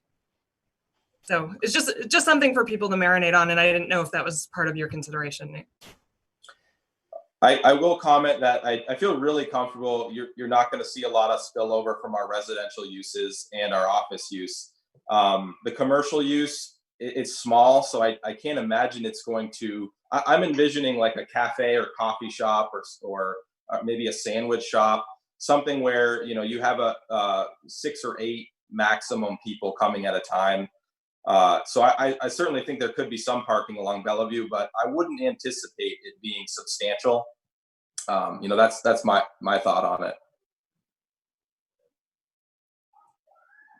Is there currently parking along Bellevue on one side or both? I believe, David, currently Bellevue is, and Emmy, you can correct me if I'm wrong on this, I believe it's parking on both sides is permitted. Yeah, it's just wide open parking. There's no spaces lined out, mostly residential. Okay, other folks from the public, who's next on your list, Eric? So the next person I had on my list was Amy Houghton. Amy, if you're still with us, I see your name is still there at least. Yep, I'm here. Can you see me? We can definitely hear you. There we can see you. Yep, there I am. Hi, everybody. How are you? And I confirm or affirm. I guess speaking as a member of the city as well as a member of the Planning Commission, I know we've been mulling over this parking waiver for a few meetings now, and I just wanted to, I guess, make it known that there is concern with the parking, with the Planning Commission, not speaking for the Planning Commission, but as a member of it, that there are concerns that that this parking will spill over into the neighborhoods. And that is definitely a concern we have. And I guess more specifically, I just have a few issues that I think looking at the commercial and the office, I know you're saying there's only 4 spaces dedicated to those uses. I understand the office more now, so that maybe makes more sense. But that commercial, I think will vary. And so only allowing 2 spaces for that seems, I guess, insufficient. And so just the thoughts in there, and also thinking down the road, what happens if you sell this building? What will this become? So I think we have to think not only now, but in the future, because I think ultimately to make Main Street work, we want those dynamic type of cafes and we want those things. So we don't want to hem them in by not giving them parking. And also Main Street is a main thoroughfare, so people will stop and get something and park, compared to, I know it'll invite people from the neighborhood to walk as well, but I just want to make sure there is enough parking and that it doesn't impact the neighborhood. What else? There's also, I know we've talked about maybe trying to get a parking study in this area, because I do know that, as was said earlier, the restaurants in that area, and also like Sally's Flowers and such, there is a, I guess, a demand there, and it's not being met. So I guess when you add this to it, what happens? So I do think a parking study would be an important element, and also maybe it's managing the parking there too. So I just want to go on record of saying that there is concerns from me and a few people on the Planning Commission. So Amy, just to clarify, are your concerns related to imagine this project without the cafe space on the bottom, would your concerns remain, or is it really just that commercial use that might be driving, stopping, and parking in the neighborhood? I guess from my standpoint, not talking from any, for anyone else, is residential wise, I think it could be okay, because I do think we can reduce some, especially with these type of units that Nate is proposing. I am more concerned with the commercial and the office, because that could change. Sure. Nate, any specific responses? We're kind of. Yeah, I echo that. I think we've looked at this closely and we feel very comfortable with what we're proposing. You're right that all along Main Street, I think there's this overall broader discussion about parking and that piece. Again, this waiver doesn't really weigh into that piece of it. Mm-hmm. We aren't required to do a commercial component, so it's something that we add to the project because from our own city planning standpoint, we really like to see this mixed use, walkability, all of those urban friendly things. So it's something that we feel strongly about. We know it's a little more difficult, it's more expensive to do. And it's not untrue that we have some parking challenges all throughout Winooski, and I think it's in general it's probably a good problem to have, but it's something I think it has to be looked at more broadly than just specifically to one project. And I do think we're covering all of our residential needs that we would be required to. So Thanks, Amy, for your comments. Sure. I think just to provide a little context there, Amy had mentioned about the parking study. Just so that you're all aware, the city has requested funding through the Regional Planning Commission through their Unified Planning Work Program to do a parking study that would focus on the corridors in the city, specifically where our form-based code is included. So Main Street, East Allen Street, and Mallett's Bay Avenue specifically, and also kind of some of the side streets to look at parking demand and how to better utilize parking on the streets in the city's inventory. One of the challenges that we currently have along Main Street in general is that parking is not metered once you get up this far. So there's no enforcement of parking. And also there's limited striping and demarcation of where the spaces actually are. So it's we may have more spaces available than we realize, but just the way people are parking without having the delineated areas may be causing some issues as well. So those are some of the elements that we're trying to get a handle on through this parking study, assuming we get the funding for it. So that's just to give the context on what Amy was referencing with the parking study for this area. Do you have a timeline for that? The funding for that would start, if we do get the funding, would start July 1 with the fiscal year. It would be available. So, David, I saw a hand up from you, and I see a hand from Amy as well. I just had one other comment. Sure. And I don't know if this should be said here or later, but and just looking at the parking of the layout, it's going to be very tight to do turning in there. Just backing out in certain spaces. So I almost feel like you might really only have 30 spaces. You know what I mean? Because I don't, that's more of a design issue. So I don't know if that should really be discussed tonight. Yeah, Eric, are we just the numbers tonight and then the rest is on the upcoming review?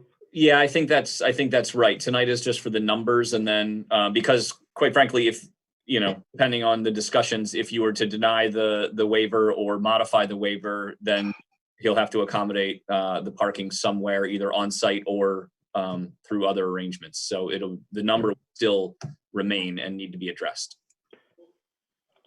And remind us, there's a hearing or something coming up on the 20th, you said?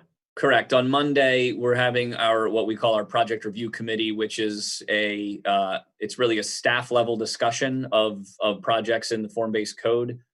We do notify the adjacent property owners of those meetings. So if they want to come out and provide us input on the discussion from the design side, they're welcome to at those meetings. They're not a formalized meeting like this one is, so we don't take testimony. But we do invite the adjacent property owners to come and participate if they're interested. So what you're saying is it would be helpful to you for us to figure this out before Monday night. I mean, that would be helpful, but it's not required. Okay, we can condition the approval on resolution from this meeting. Sure. David, did you have another question, comment? Yes, I had a question for Nathan. Have you looked at the possibility of off-site parking? I'm looking at the big gravel lot that Fodang has next to that building across the street. Have you talked to them? If you were to get denied for this waiver, is there somewhere close by you can get those additional spaces? Thank you for, good question. We have looked at that. There are, there could be other sites. However, the majority of the sites, the same question arises. Oh, we want to develop this in the future. What happens when we develop this?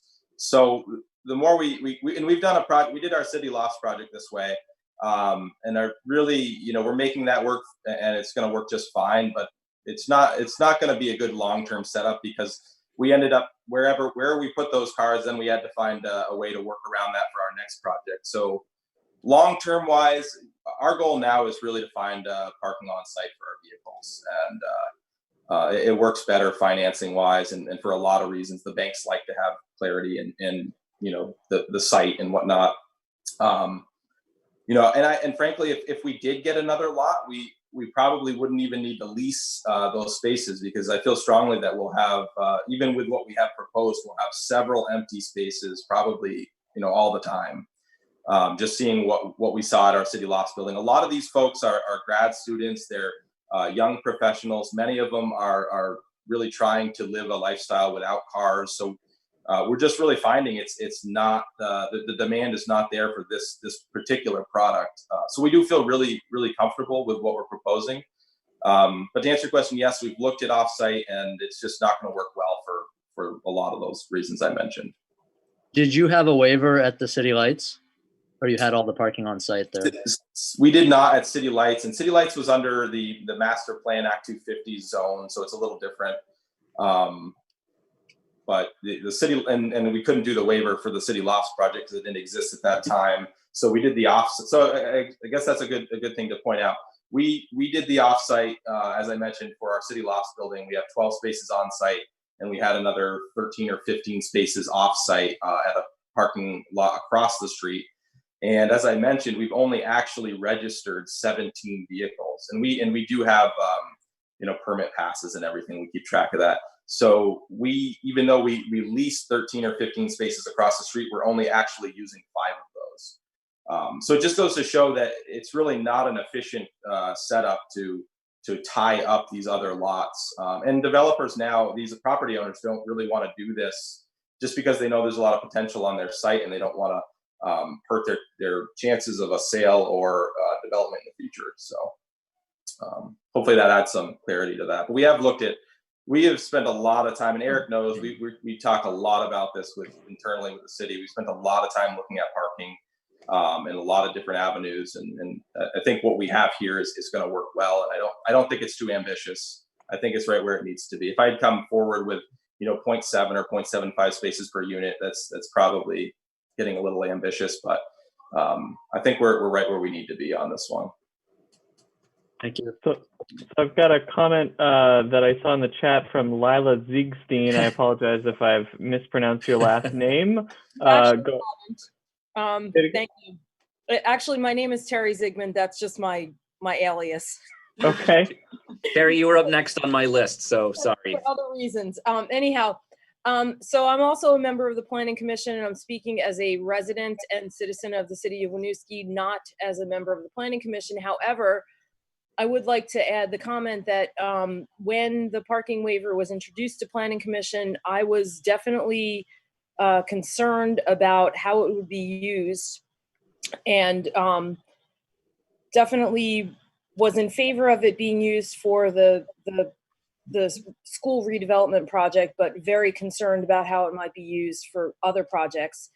And my main concern is about how it's going to impact neighborhoods that are adjacent to the gateway districts. And this is a perfect example of that concern being brought right to light for me.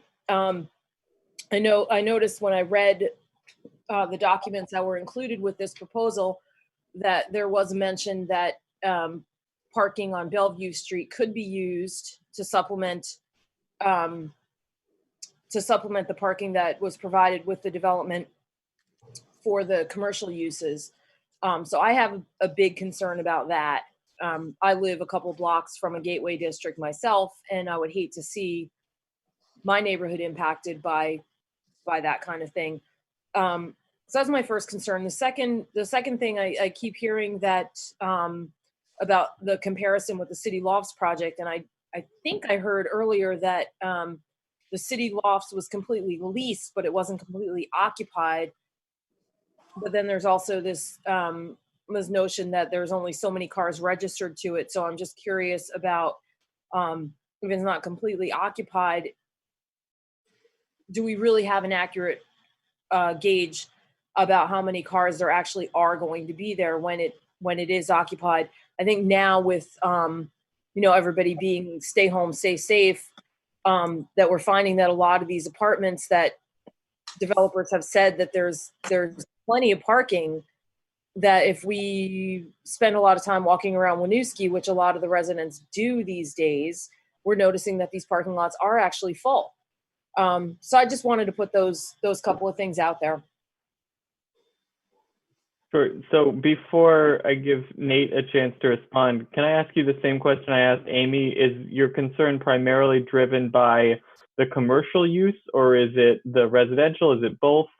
It's actually both in my case, because I'm not convinced that that the paradigm has shifted here in Vermont yet, where we're actually really not having one car per unit. I'm not convinced of that. Just based on where I live, I see that there are 2 to 3 cars per household here, and there are quite a few rentals in my neighborhood where there are 3 to 4 bedrooms, and each person that lives in those units has a vehicle. So I'm actually concerned about the residential as well as the commercial aspect of it. But I guess if I had to pick one, I would say I'm more concerned about the commercial, just based on the fact that in the proposal, it specifically says that, that they're hoping that Main Street is going to have a little bit more parking than already does. And it doesn't say it in that many words, but it kind of alludes to the fact that there's going to maybe be more parking accommodations on Main Street with the revitalization. And it also says something about parking being available on Bellevue Street. And I am very concerned about how these big developments in these gateway districts are starting to impact those neighborhoods that are right adjacent to the gateway districts. Sure.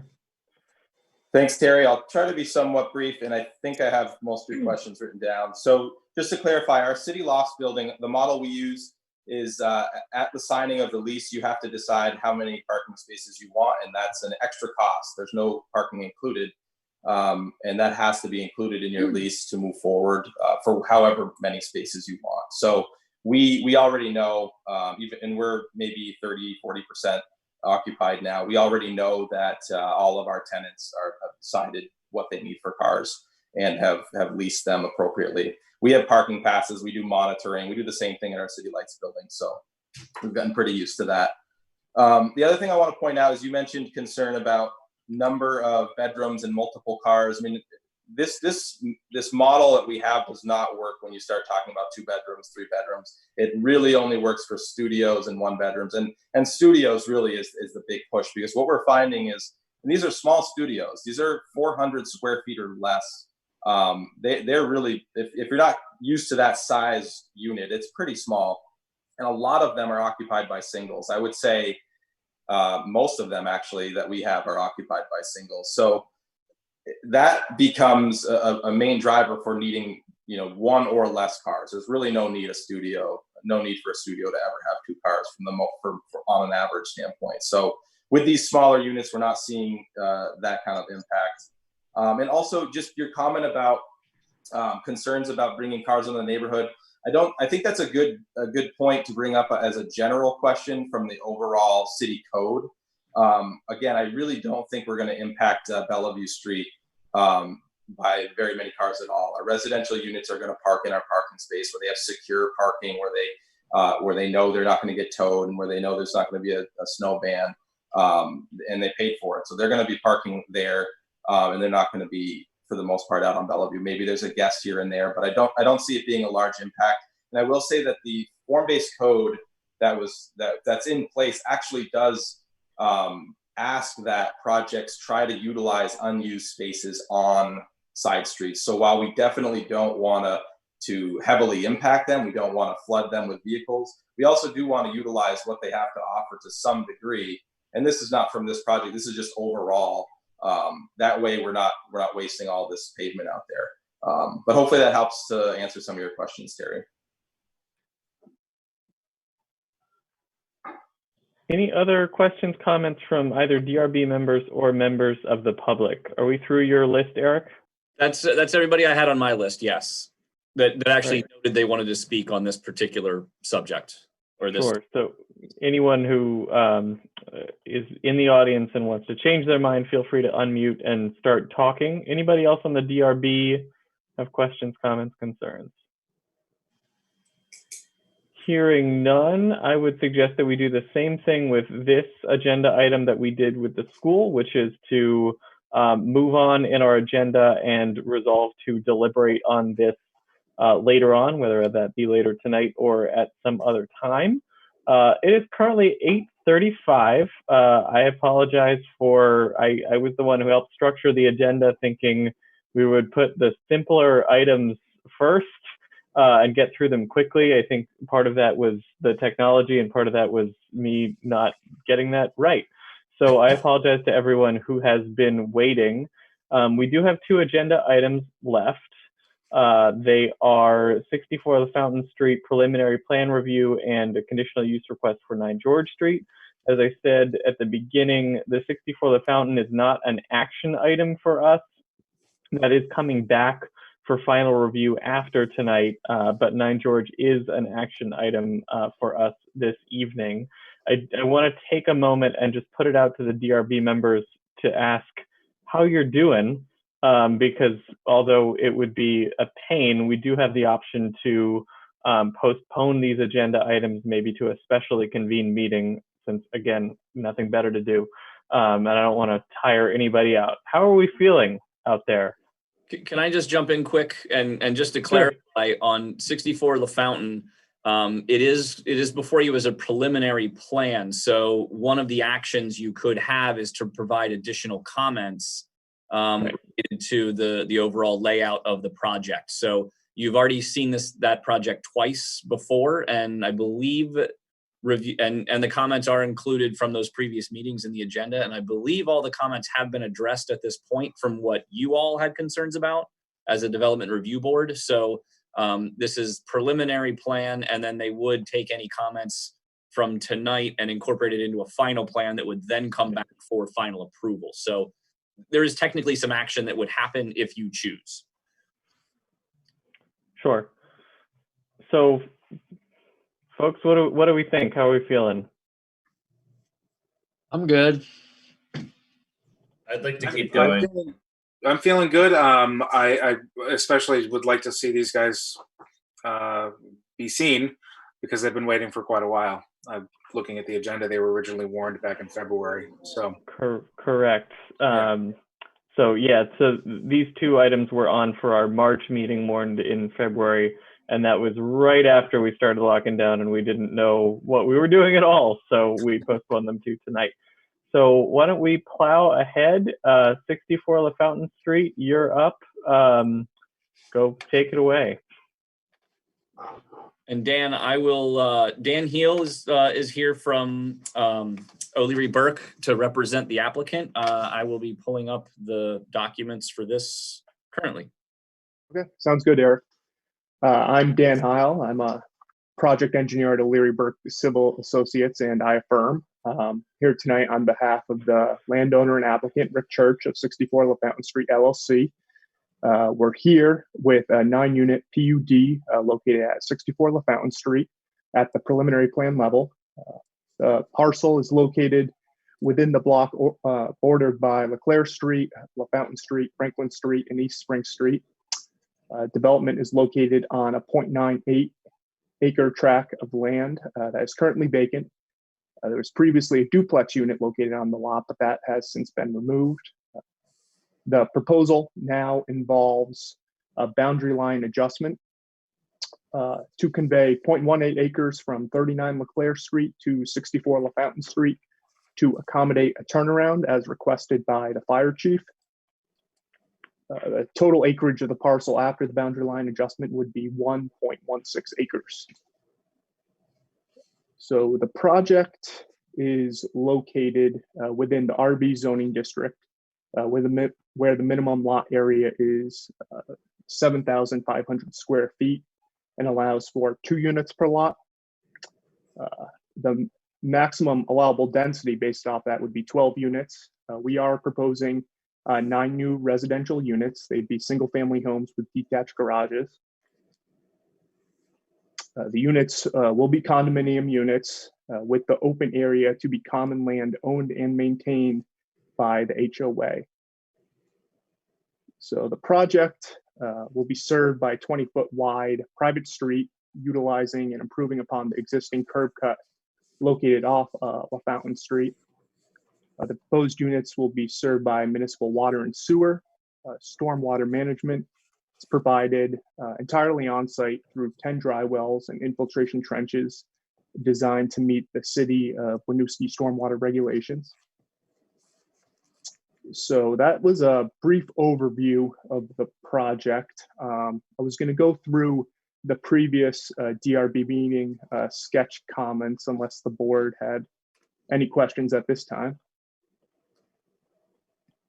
Go for it. Okay, so starting with the November 15th, 2018 DRB meeting sketch comments. Comment number 1 was submit a preliminary and final plan for this project as it will be reviewed as a PUD, which is classified as a major subdivision and the city's unified land use and development regulations. So that's understood. We're currently at the preliminary plan level with the intention of submitting final after preliminary. Comment number 2 was contact the Department of Public Works to identify the standards and specifications related to the construction of the road to ensure it complies with all city requirements. Additionally, the applicant should discuss any specifications that may limit the city from taking this over as a public road if a future need arises. So the Department of Public Works currently doesn't have an adopted standards and specifications. Prior to our preliminary plan submittal, we reached out to Public Works multiple times requesting a review and approval of the private road, but we didn't hear back. We did hear back from John Oddie, the fire chief, and he has provided his approval as part of our submittal. That approval includes a proposed turnaround and fire hydrant at the end of the road, which was previously not shown at the sketch plan. So we have not received confirmation from Public Works on that. I'm not sure if staff has had any conversations with them during the review process, but I haven't seen any Public Work comments since we submitted. So, Garrick, have we heard from Public Works? Not. I've had some conversations with them about the road issue, and they said as long as it we don't, as Dan mentioned, we don't have any specific prohibition on on private roads. The main issue is having them built to our current public works standards, which would basically be to a public road standard. So if the city did have to take it over in the future, there's a guarantee that the road is up to, at least the road bed anyway, would be to that standard and hold up. But otherwise, yeah, if I recall, that was our concern. Was some of our membership was forecasting that there may be a need to take it over as a city road, and in planning for that event, we wanted some sign off that it would be built to some specification. I think what I heard from the applicant is there is no such specification. You just suggested maybe there is. So is there a standard? Are we going to meet it? What are we talking about? So I guess the city is currently working on updating our public works standards document, as I'll call it, which is kind of a general overview of all the different items that might be in the realm of public works, such as curb cuts, sidewalk aprons, curb reveals and profiles, things of that nature. So they have details on all of these different elements. They just haven't compiled them all into one standard or one document of standards, but there are standard engineering practices for, what constitutes and what needs to be incorporated into for example, in this case, into the road, as far as how much base course, how much binder course, all the overlay standards, in order to have it qualify as something that could be taken over at a public level. And do we have I know there aren't official standards, but do we have a ballpark from Public Works whether we're going to come in above those for this project? I guess I would defer that to Dan to the specs that they are building to, and maybe that's something that we could include, is that the applicant provides information on the road construction and cross sections of that, and that can be reviewed by Public Works for either a yes or no, that's going to suffice for what they need. Sure, and that works for us as well. We can coordinate with Public Works on that specific road section that they're looking for. We have provided a detail on sheet 4 of our plan showing the proposed section, but coming back with final, we can reach out to Public Works and receive approval or modify that section based on their comments. I feel like we've run into this problem for a number of years, and it's not really fair to the applicants to have the rule saying it needs to meet these requirements and then not have the requirements spelled out. Yeah, it's not your responsibility, Eric, but it's not fair, I don't think. Yeah, we may need to run some interference to make sure that, we want the assurance, but we also can't be the ones holding up the assurance. Sure. Doug had a question as well. Doug, go ahead and unmute yourself if you'd like. I probably been the most consistent person arguing for a road built that would meet the city standard for incorporation into the city, and I'm just astounded that Public Works can't say anything less than 20 feet won't work, or it has to be 25 feet of road in width and up to be acceptable, or it doesn't have to have a concrete curb, or it does have to have a concrete curb, and so on, as well as the cross-sectional sorts of things of what base you have to put in, and how many layers, and what degree of crushed stone, and what have you. It seems to me astounding they can't lift from best practices as published by and recommended by a national standard that would be just quite adequate for this kind of purpose. And it's not that I would say we can't approve a project that doesn't have a road the city is going to accept, but thinking down the road and thinking about things I hear about other private road projects, one of the problems that inevitably arises is dissatisfaction with the road that people have, concerns on the city about safety and travel on it, and an unwillingness to accept the street because it's too narrow, it's too shallow, it costs too much to rebuild it, etc. So all I'm asking is that now the developer develop something that would meet city standards if the city were to have to take over the road for whatever reason. The homeowners association goes belly up and doesn't have the money to do it. That seems to me an easy thing to do, and I agree that this is not the developer's fault. This is something integral to Winooski, and why we can't get this together, I don't know. So this could be a good catalyst to make sure that we've got our ducks in a row on that. So it sounds like we've got a plan between now and final to really get aligned on that, and not only get the assurance that we're looking for, but really establish a standard or start the process. I know it's not like flipping on a light switch, but the comments made by Doug and David are well taken. Yeah, and moving forward, we will reach back out to Public Works, and given that it's final, hopefully, we can get some response and confirmation that what we are proposing is acceptable. Okay. We'll move to comment 3. Sure. So comment 3 is contact the city's emergency service providers, including the fire department, to ensure the design and layout of the roadway can accommodate the multiple apparatus that are used by the departments. So in our submittal, we did include John Oddy's November 21st, 2019 email approving the proposed private street layout.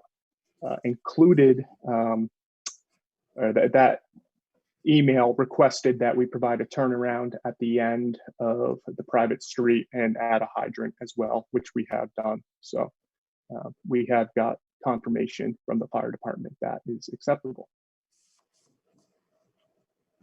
Great. Comment 4, provide additional information regarding the soils in and around the development. Past evidence has indicated that this area has the characteristics of being a wetland or area of multiple small vernal pools. Additional data related to the infiltration drainage capacity of these soils should be provided. It may be appropriate to engage in the services of a wetland scientist or similar expert to evaluate and report on these conditions. So as previously mentioned at sketch, the soils on site are mapped ADA, Adams, Windsor Loamy Sands. Since sketch, Gilman and Briggs Environmental has visited the site and located a small class 3 wetland. The State of Vermont Wetlands Program also visited the site in June of 2019 and confirmed the delineation as class 3. We have included the wetland classification report issued by the state as part of our submittal, and in that they say the state says the wetland is marginal and not protected by the state as it is class 3. So the proposal would impact this wetland, but a state wetland permit would not be required. Okay. Comment number 5, consider design and engineering that would convey stormwater to this city's existing collection and conveyance system. So we looked into this. Given the natural grade of the site sloping from north to south and away from the storm sewer within La Fontaine Street, it wasn't feasible to connect the city's stormwater sewer. Given the inverts within the street and the grades on site, we couldn't gravitate to that. So we are providing stormwater management entirely on site through the use of infiltration trenches in 10 proposed dry wells located adjacent to the southern portion of the private road. The dry wells and infiltration trenches have been designed to infiltrate up to the 10-year storm event and meet the city requirements. And I haven't heard back from Public Works on that either, if they reviewed, but we submitted the HydroCAD computations for all of that to the city. So it is meeting the requirements of the city.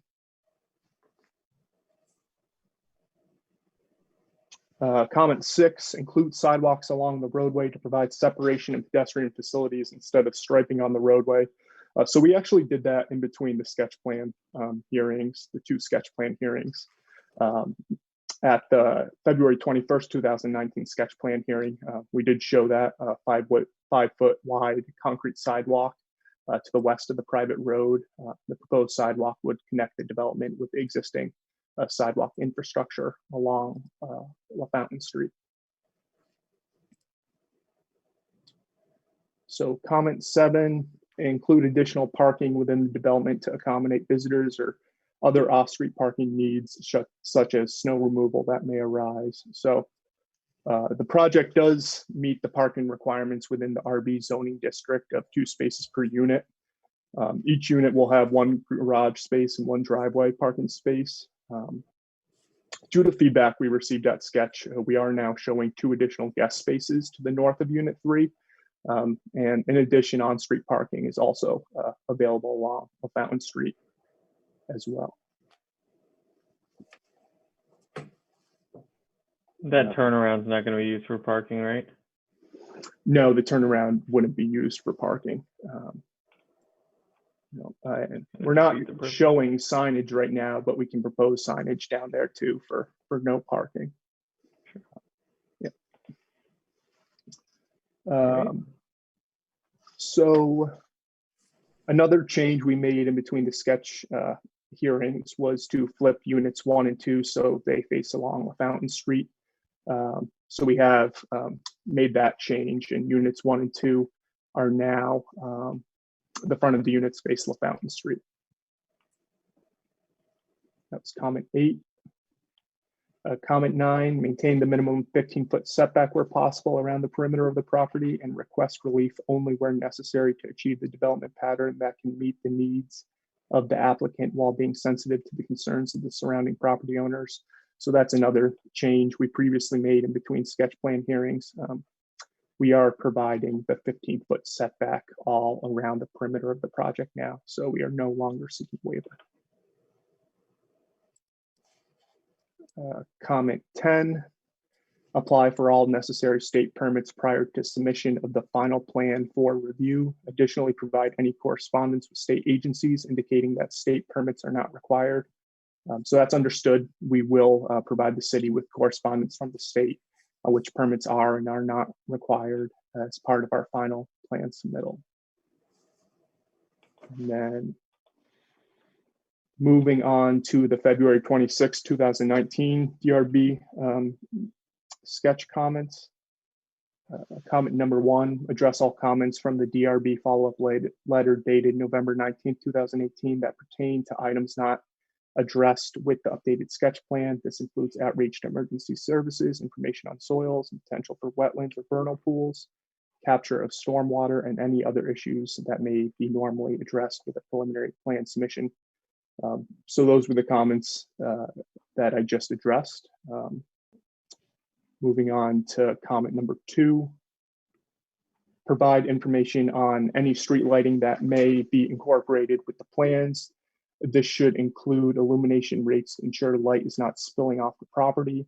Lighting details will be required to review height cutoff and other specifications to ensure compliance with section 4.10 of the city's Unified Land Use and Development Regulations. So We are proposing 3 light fixtures for the project. The first light fixture is located at the intersection of the private road and LaFountain Street. The second one is provided near the turnoff to units 1 and 2.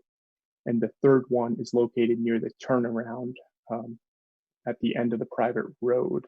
And we are providing details on the light fixtures and a photometric plan on sheet 8.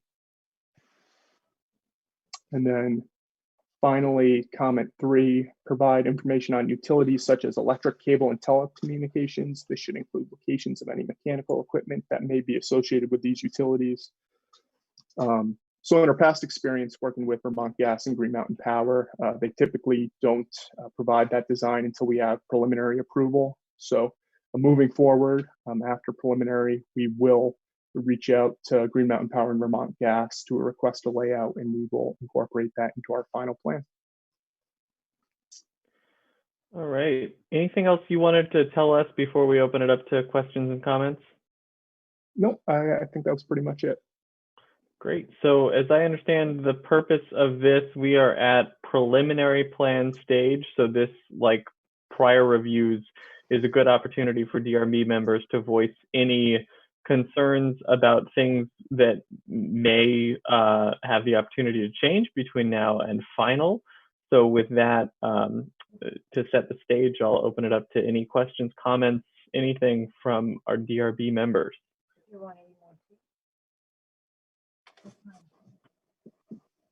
A quick question about parking, and really just out of curiosity. You mentioned there's 1 spot per garage and then another in the driveway.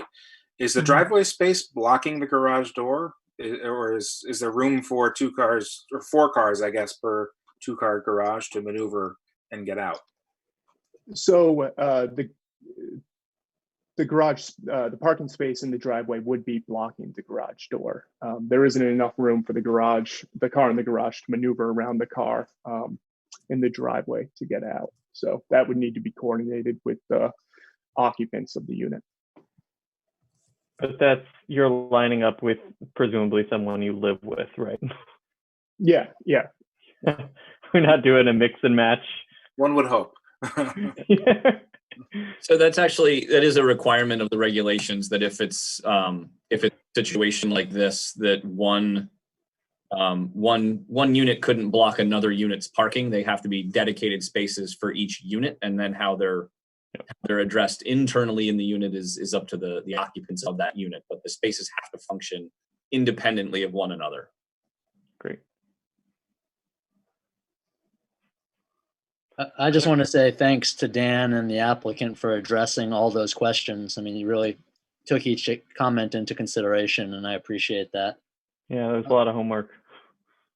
Yeah, it took some time. That's the main reason why, it was a little while before we came back, but it looks good. I have a quick question about the elevations of the building. Show a door on the side of the buildings up sort of in the air. Are there going to be side steps as well as the main entrance porches to these buildings? That there would probably need to be side steps to access that. Yeah, which isn't shown on the plan right now, and we would need to coordinate that so those side steps aren't aligning with the detached garage. So we could coordinate that with the homeowner. Yeah, so that might be something that should appear on the next go round. Yep.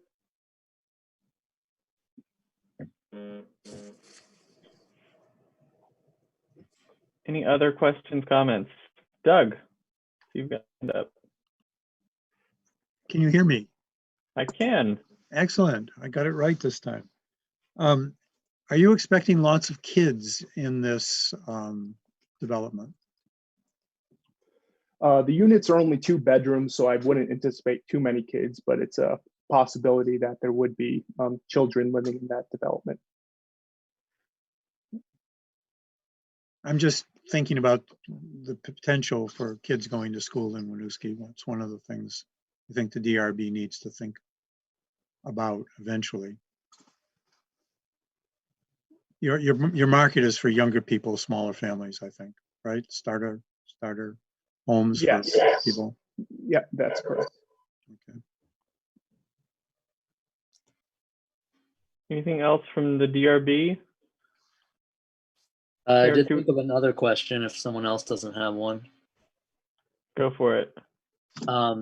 Regarding the lighting, the illumination pattern for the light up on the street does seem to show it spilling onto the public street a little bit. Is that is there a cutoff lens on that light that could direct more of it towards the property? Yeah, we could change that. We didn't view that as an issue, adding more light to LaFountain Street, but if the board would prefer that to be directed towards the property, we could change that illumination type or add a cutoff. David, I think the original concern was lights. I don't know who. Go ahead. The original concern was streetlights spilling over into people's yards, because this does back up to so many other houses along the Ket and LeClaire and LaFountain. We wanted to make sure that any light on the property didn't spill into other properties. So LaFountain was less of a concern than the neighboring properties as far as light spill. So it's probably another public works question. Our requirement here says lighting fixtures shall be of a cutoff design or be equipped with shields to avoid glare onto neighboring properties or public streets. Fixtures shall provide light without hazard to drivers or nuisance to residents from glare. So I don't know how we answer that question. Is it a good thing or a bad thing that it's shining on the street?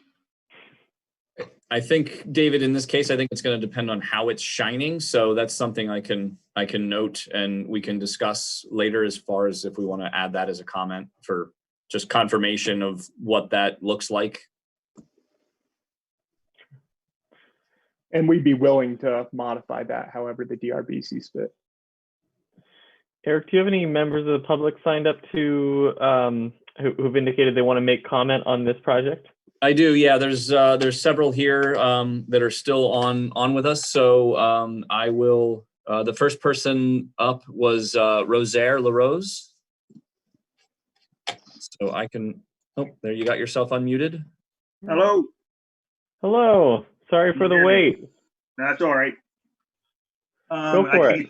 Okay. Yeah, I'm Rosaire LaRose, and I live on 8 Cat Court.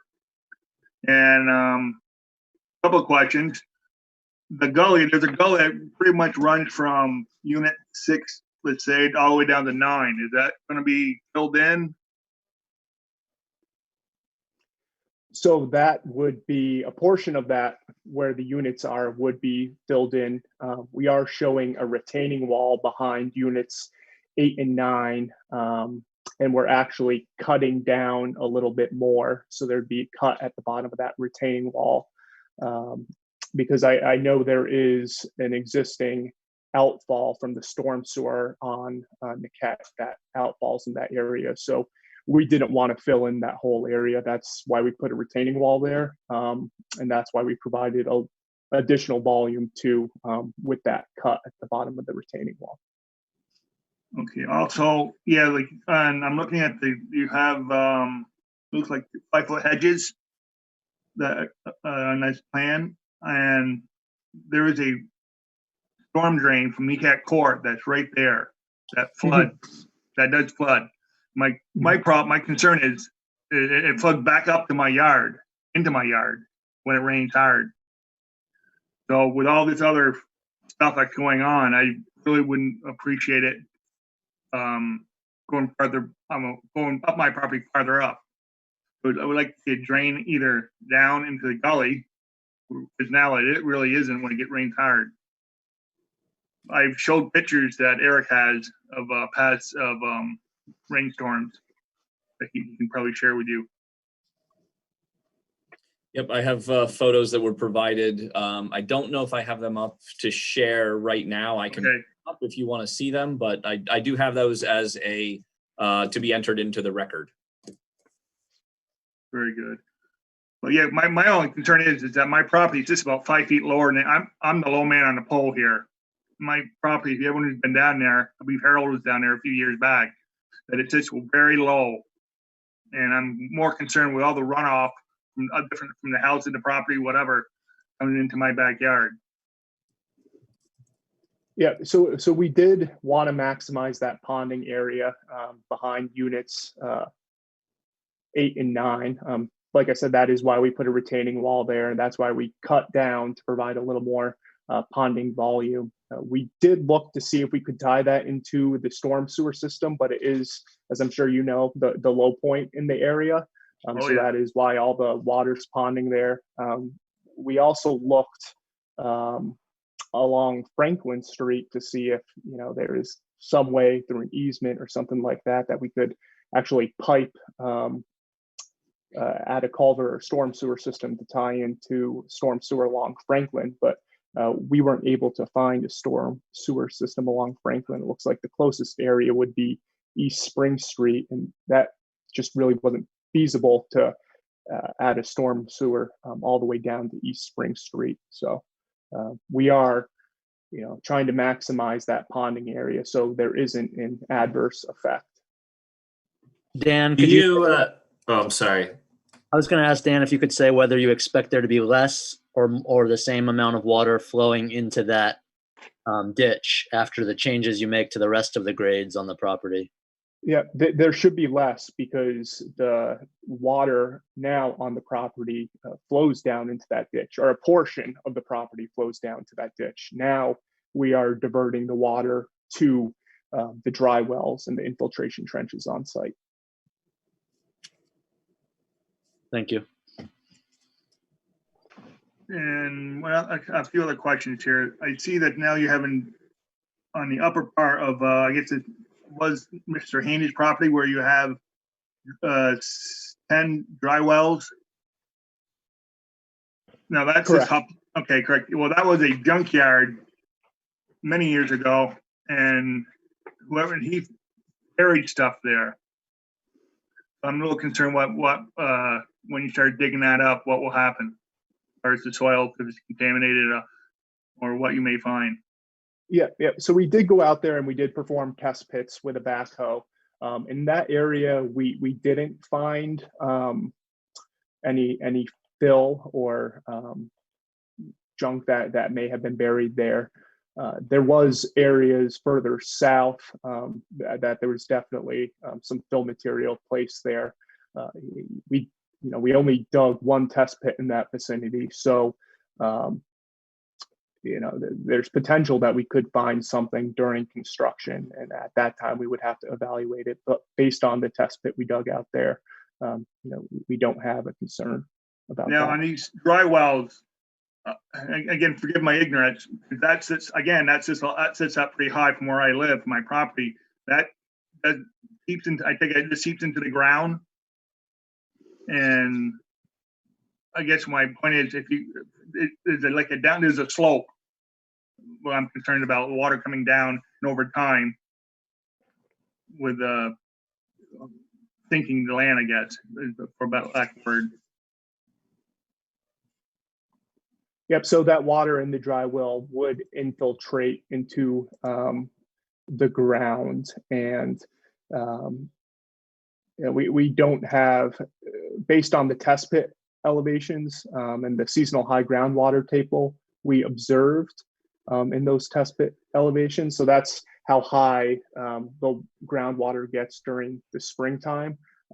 We don't anticipate that that the groundwater would come up above the actual finished surface.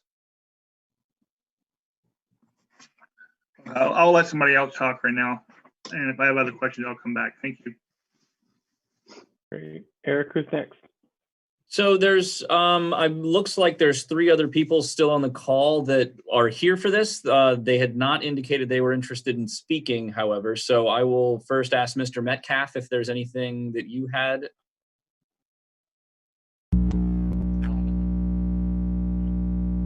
I think I heard a no. Your audio is a little wonky, but just let us know if I misheard you in the chat. Okay.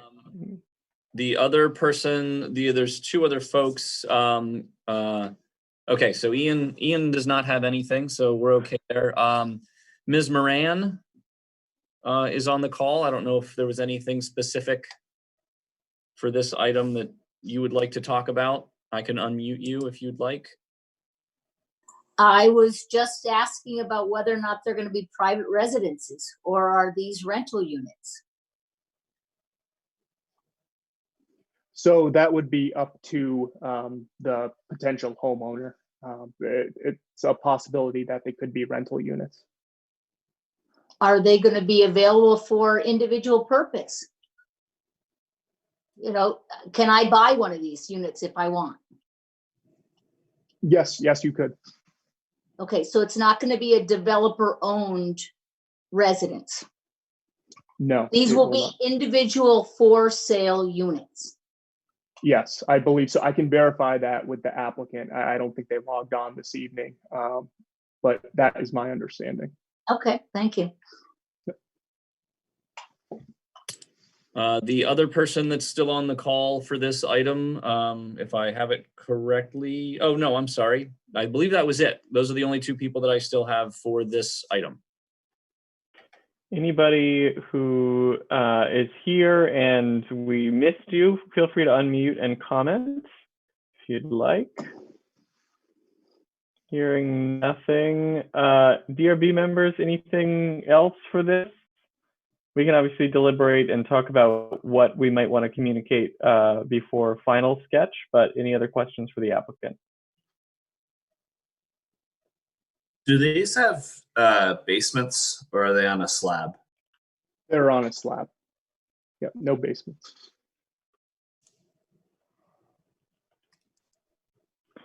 All right. So I think that does it for this agenda item. Oh, go ahead. No, it's not quite. Or let's say this project gets approved, how long of a construction period will this be? I would need to check with the applicant on their timeline with that. I don't have that answer right now. And when would it? I'm sorry, you were breaking up. I'm good. Thank you. Yep. Okay. So they're all prefabricated and they just come and truck them up and drop them off and stack them up? Yes. Yeah. So I anticipate it would be a relatively quick construction period, but whether they do it all at once or if they're gonna, do it one at a time as they sell, I would need to check with the applicant on that. Good. So just for the benefit of everyone on the call who is here for this item, this is anticipated to come back for a final review, which would, I don't know what the timeline is going to be for that, but you could probably expect to see this warned again for a final review later on this year. And unless there's anything else, I would propose to move on to the next agenda item, which is 9 George Street. So I guess, thanks. Oh, go ahead. Sorry, I was just going to add that for those of you that are still on the call, as you were notified of this meeting, you will be notified and the property will be posted for the next meeting when the final plan submission is going to go before the DRB. Yep. All right, so stay tuned for that. So standing off for anybody who's here for agenda items that have already been heard, feel free to hop off the call or stay on because it's just so exciting and scintillating to see democracy in action. So next, applicant 9 George, take it away. So I'll really quick before the applicant jumps on, I'll just note that this is a conditional use application for a detached cottage at an existing property at 9 George Street. This is a resubmission of an application that you reviewed several months back. I believe it was in October of last year, where you denied the application. You had some concerns. The decision was included with your agenda packet, but primarily you had concerns about the lot coverage, and neighbors came out and had concerns about parking related to the site. So the applicant has come back with a more formalized engineering plan that shows the overall lot coverage and has added some additional parking on site. But just to kind of set the stage, this is, again, before you for conditional use approval. With that, Greg and Suzanne are here as the applicants to provide you with information. And I'm just going to go out on a limb and say that the folks on the call are probably more concerned about the parking than the lot coverage, but I'll let you do the presentation however you want. Okay. First of all, I just want to say thank you for continuing the meeting. We've been very excited to be here. So our goal is to add a small 1-unit cottage in the back of 9 George Street. We previously applied last October and hadn't realized we needed to submit the parking plan, although we had one. The city asked us to hire an engineer and have the lot surveyed to be sure we are under the 50% lot coverage rule, which we've done. The engineers made a parking plan that abides by the city regulations as well. In terms of also your concerns about lot coverage, as you can see, we're removing the existing deck, and we're also happy to remove the existing shed. It's currently just housing a lawnmower and some tools. So that's on the table as well. So we wanted to also mention there were some concerns about runoff, and our driveway plan is to be a pervious surface, so there will not be runoff from that.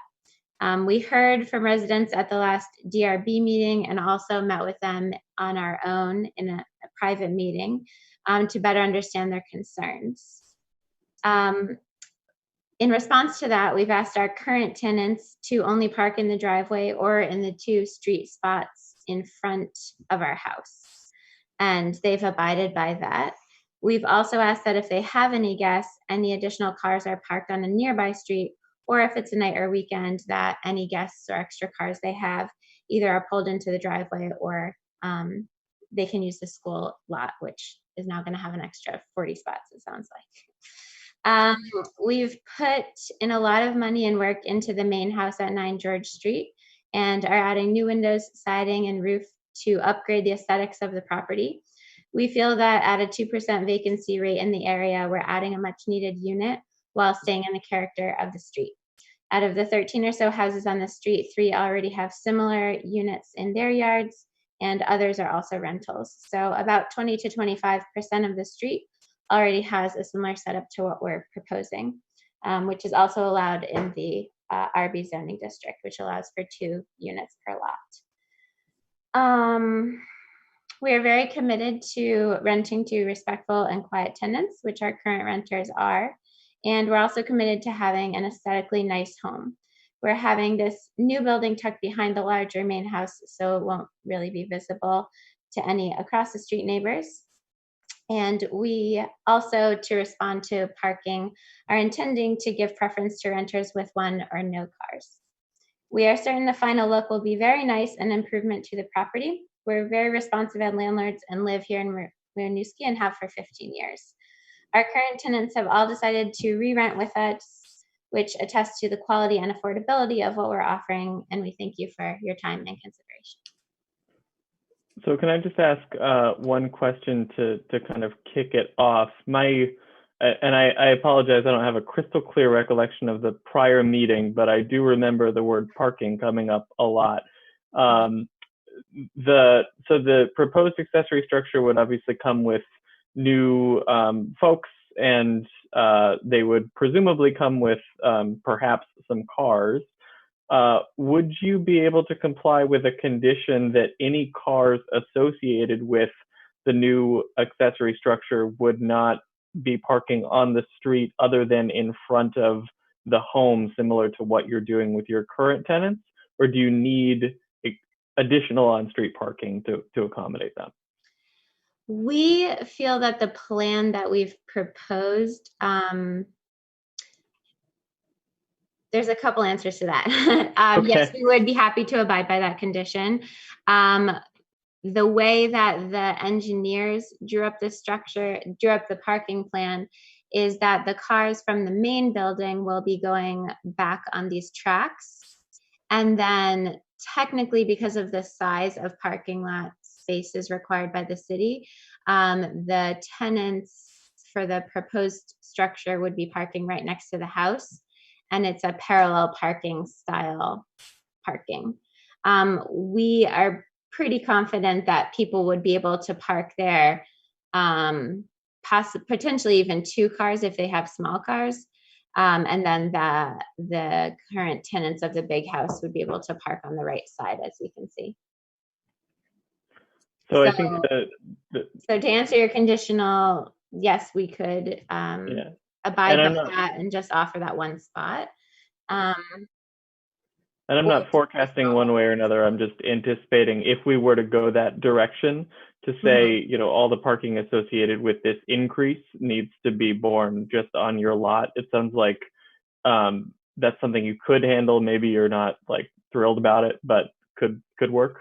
Yeah, we don't foresee anybody here using the street parking. In front of our house, we imagine that the current tenants will continue parking as they're parking, with 2 cars back to back on the right and 2 in the front.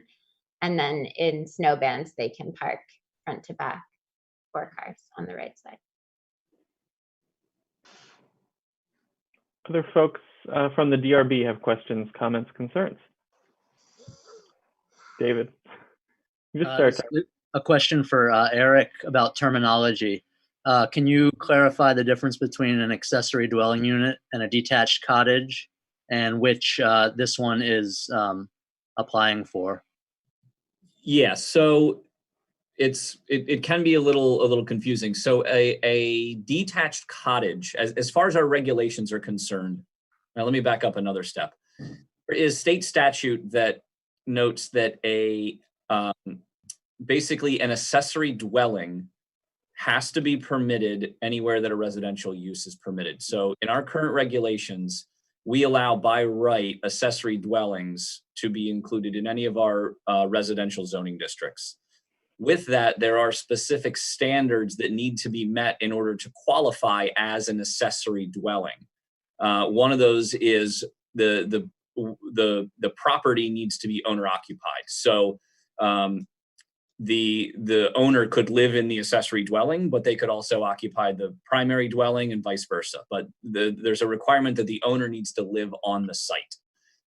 There's also a limitation on the size of the unit. It can't exceed more than 30% of the primary structure, and it can only have one bedroom. But it also needs to have its own, basically its own cooking facilities, kitchen, bathroom, etc., things like that. So, and it can be detached or attached to the main dwelling. Is that correct?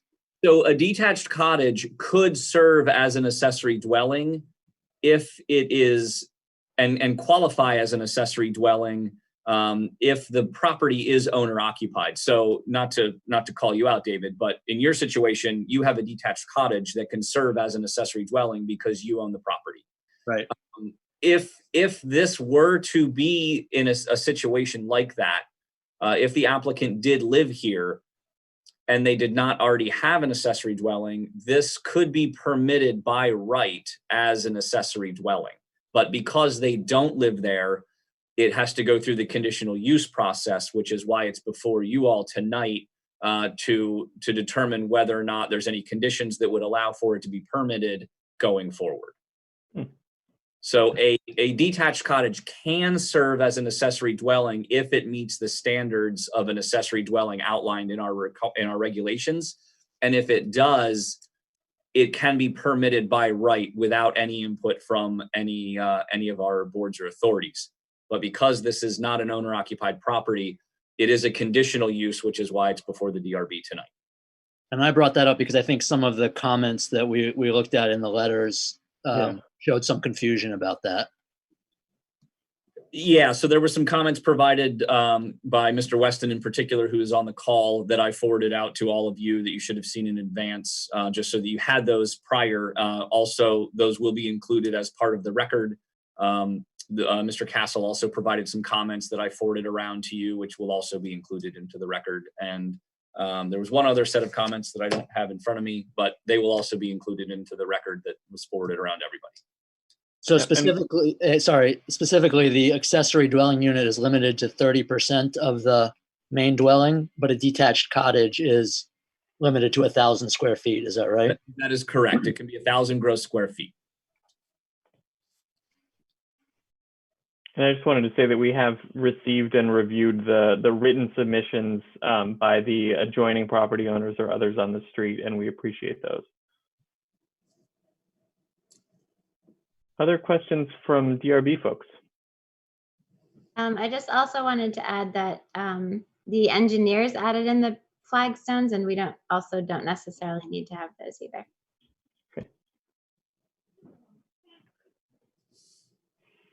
Okay, not seeing any hands raised or anything from the DRB members. Eric, do you have a list of members of the public who wanted to make comment or ask questions?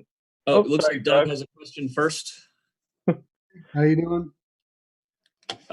Sorry, Mr. Weston. Doug Johnson on the DRB is Sorry. question first.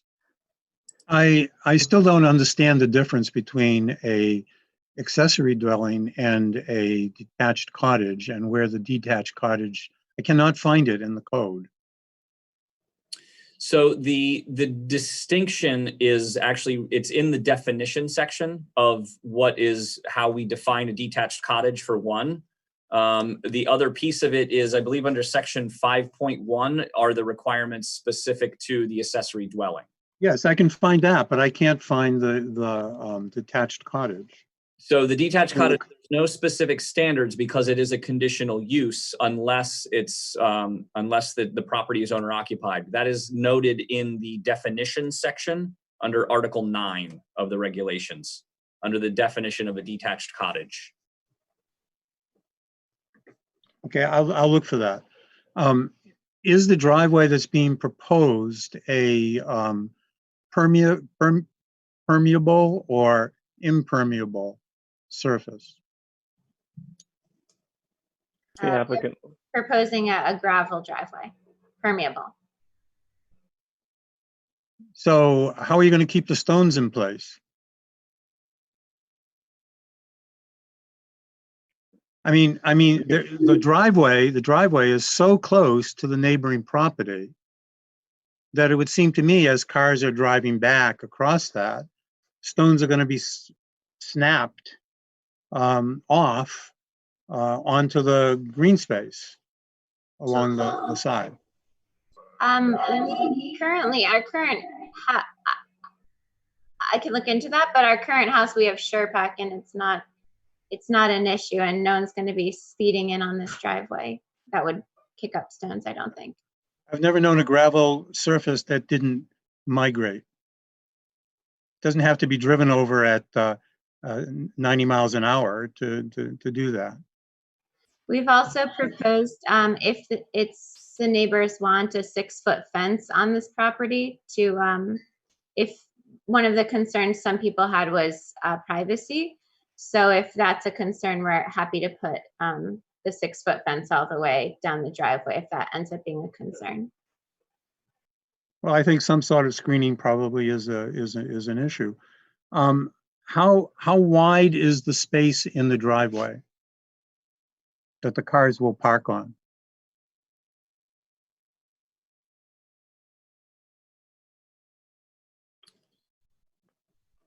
The engineers, it's at least 2 cars wide, which is code 8 feet by 19 feet per car. So I'm looking at the plan here, and it looks it's a minimum of 16 to 18 feet wide. So can 2 cars open doors?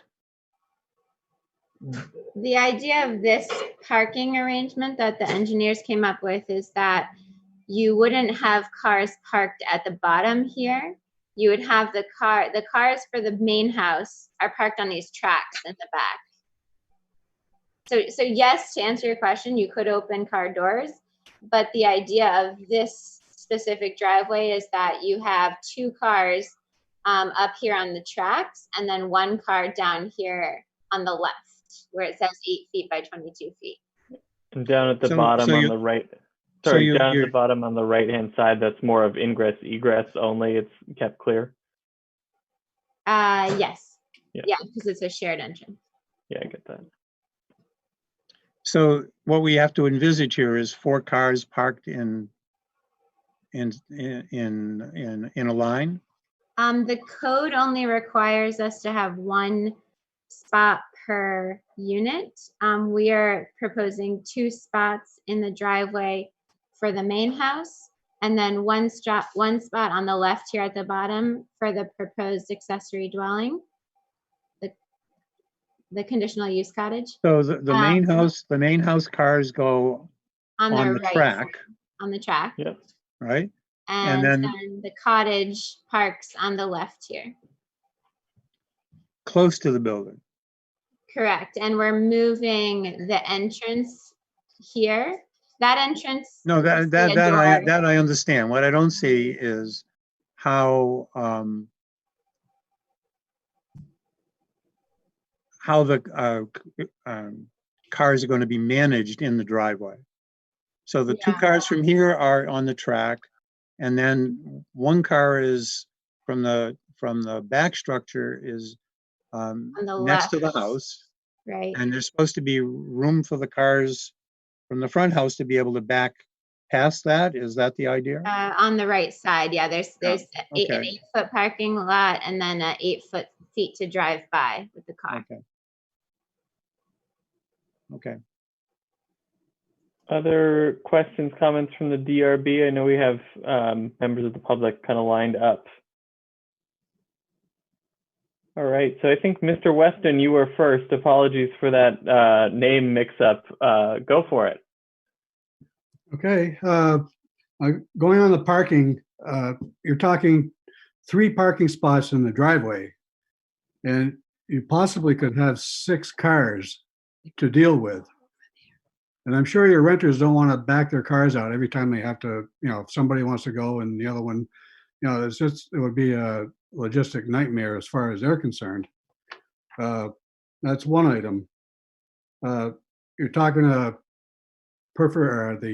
gravel driveway. When you do the snow removal, you're going to be kicking up rocks someplace, one way or the other, either a snow blower or a shovel or a plow, whatever you use. Now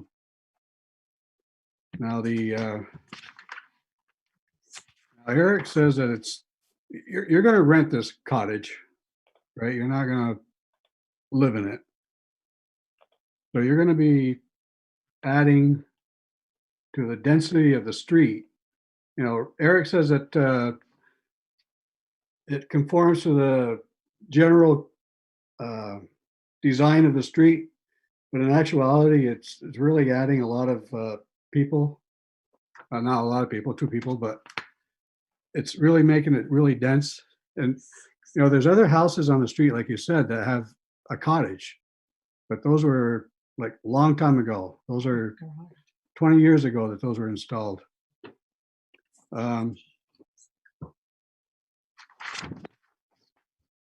me see.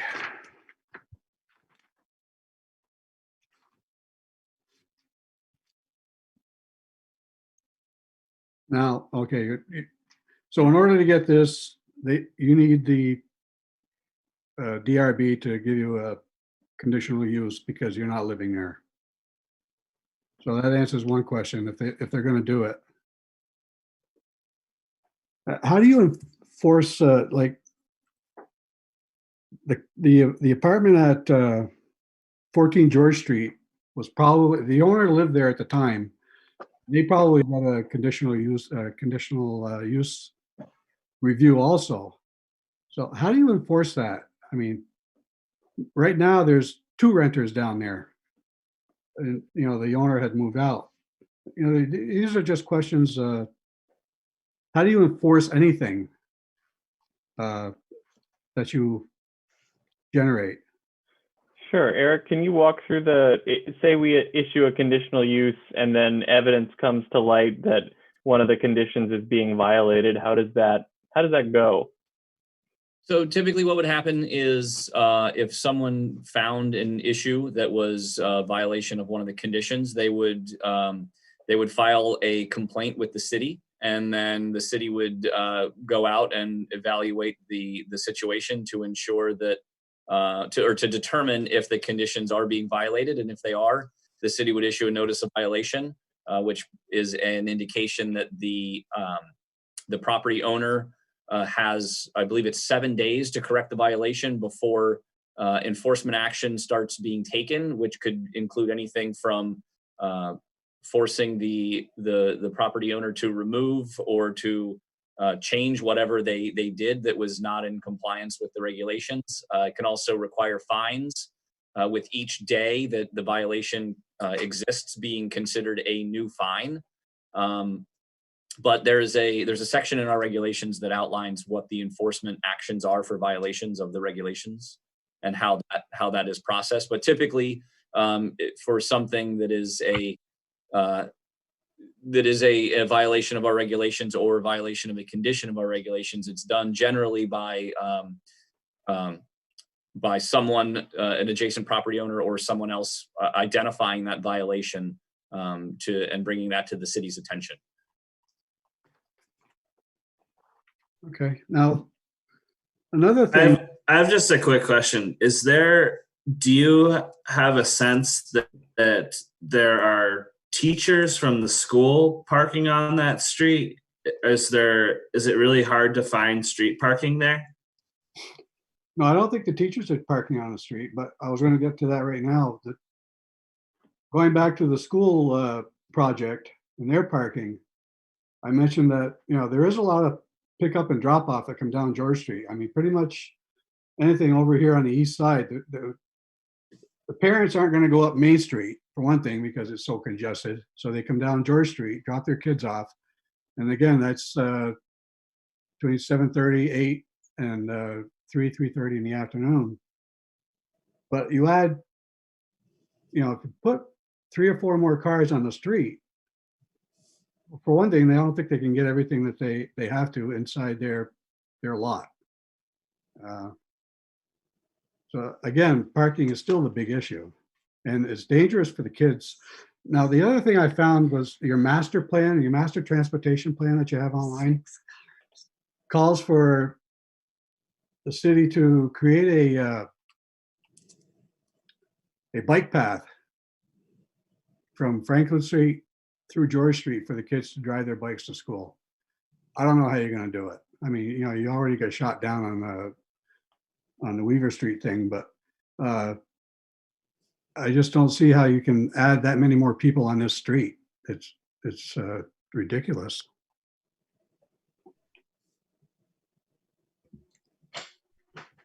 I'm not sure how much of that question was for us, but we're not proposing our building to be using any additional street parking. I also did want to mention in a lot of the comments, there was concern of the width of the street and having parking on 2 sides. So right now there isn't a lack of parking on the street. Also, I would agree with the neighbors on that street that there should probably be only single side parking because it's quite narrow.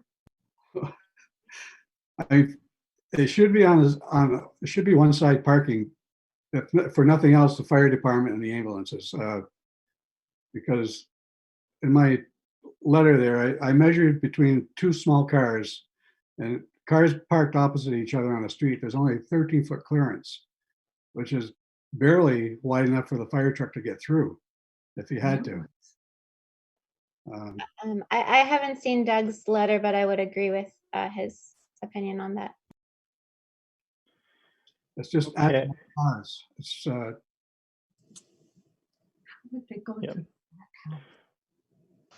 I'm sure your renters don't want to have to jostle their cars around every time they want to go someplace. I mean, everybody's locked down right now, and so it works pretty good because nobody's going anywhere. But when they all have their own jobs and they all go in at different times, they have to figure out between themselves, and now they would have to figure out the person from the cottage or 2 people from the cottage if they have 2 cars. It's just doesn't seem feasible. Yeah, the cottage will have its own lane of parking. And then in terms of the people who are living there right now, they prefer not to be parking back to back, but that's the arrangement that's the agreement they have with renting at this house. And I think you'll find most people who are renting have a similar driveway situation. So you're going to take your existing driveway out, and you're going to put in a gravel driveway, which is going to be wider. So you're going to come even closer to our house. Yeah. And you're going to put the fence up, supposedly. but I just don't think you have the room there to do that. Yeah, I don't know if you saw, we're expanding the driveway actually toward our house, not toward your house.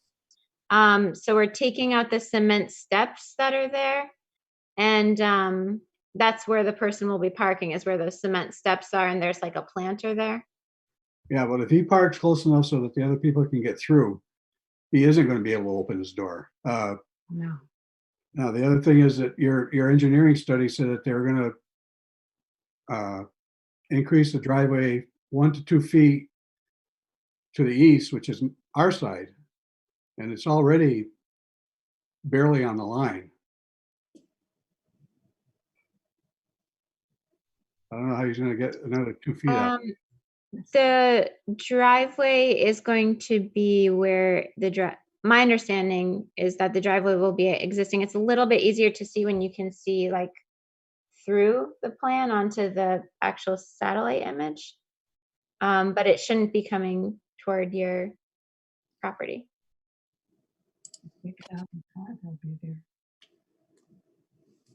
All right. I don't know if anybody else has anything.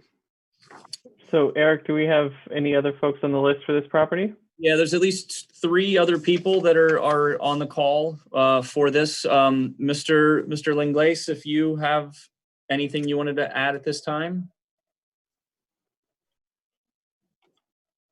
Yeah,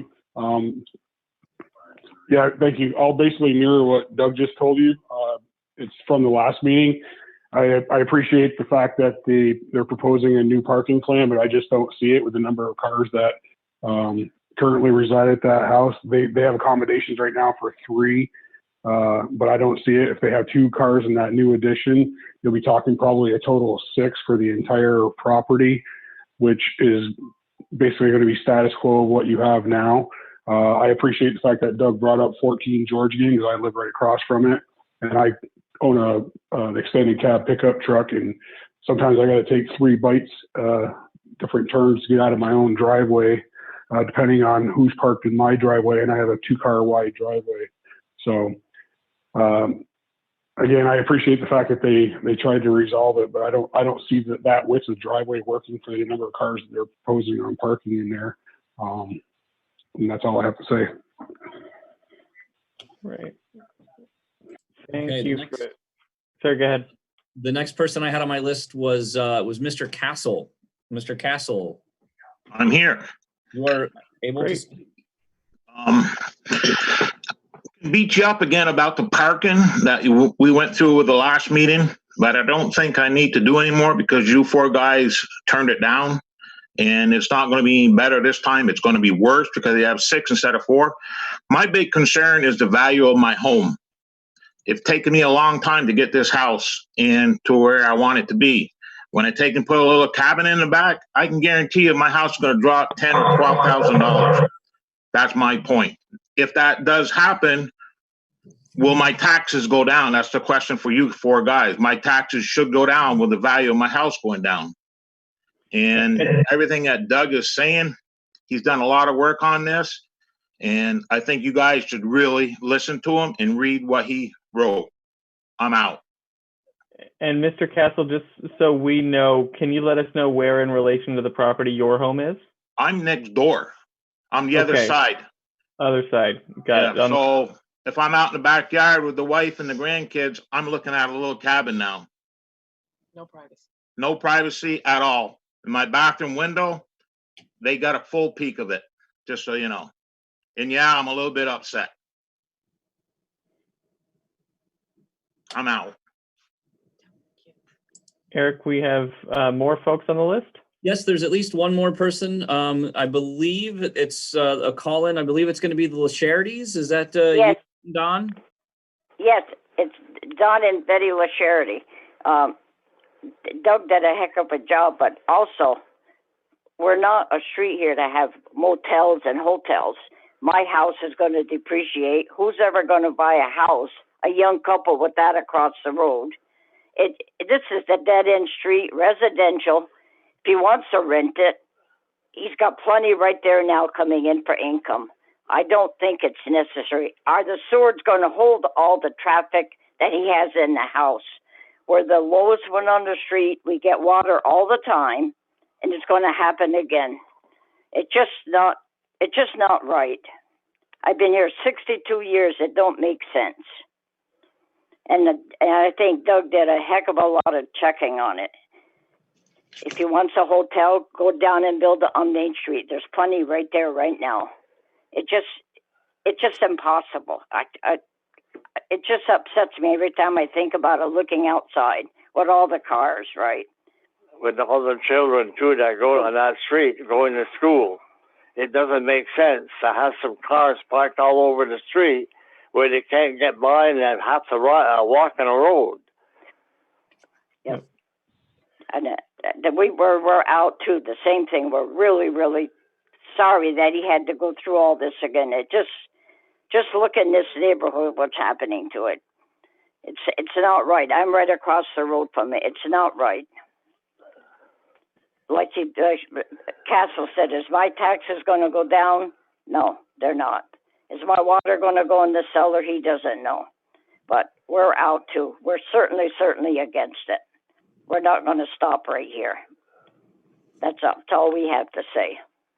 I'm sorry that we couldn't be there and it wasn't postponed, but it should have been postponed. Should have been postponed like everything else that's going on here.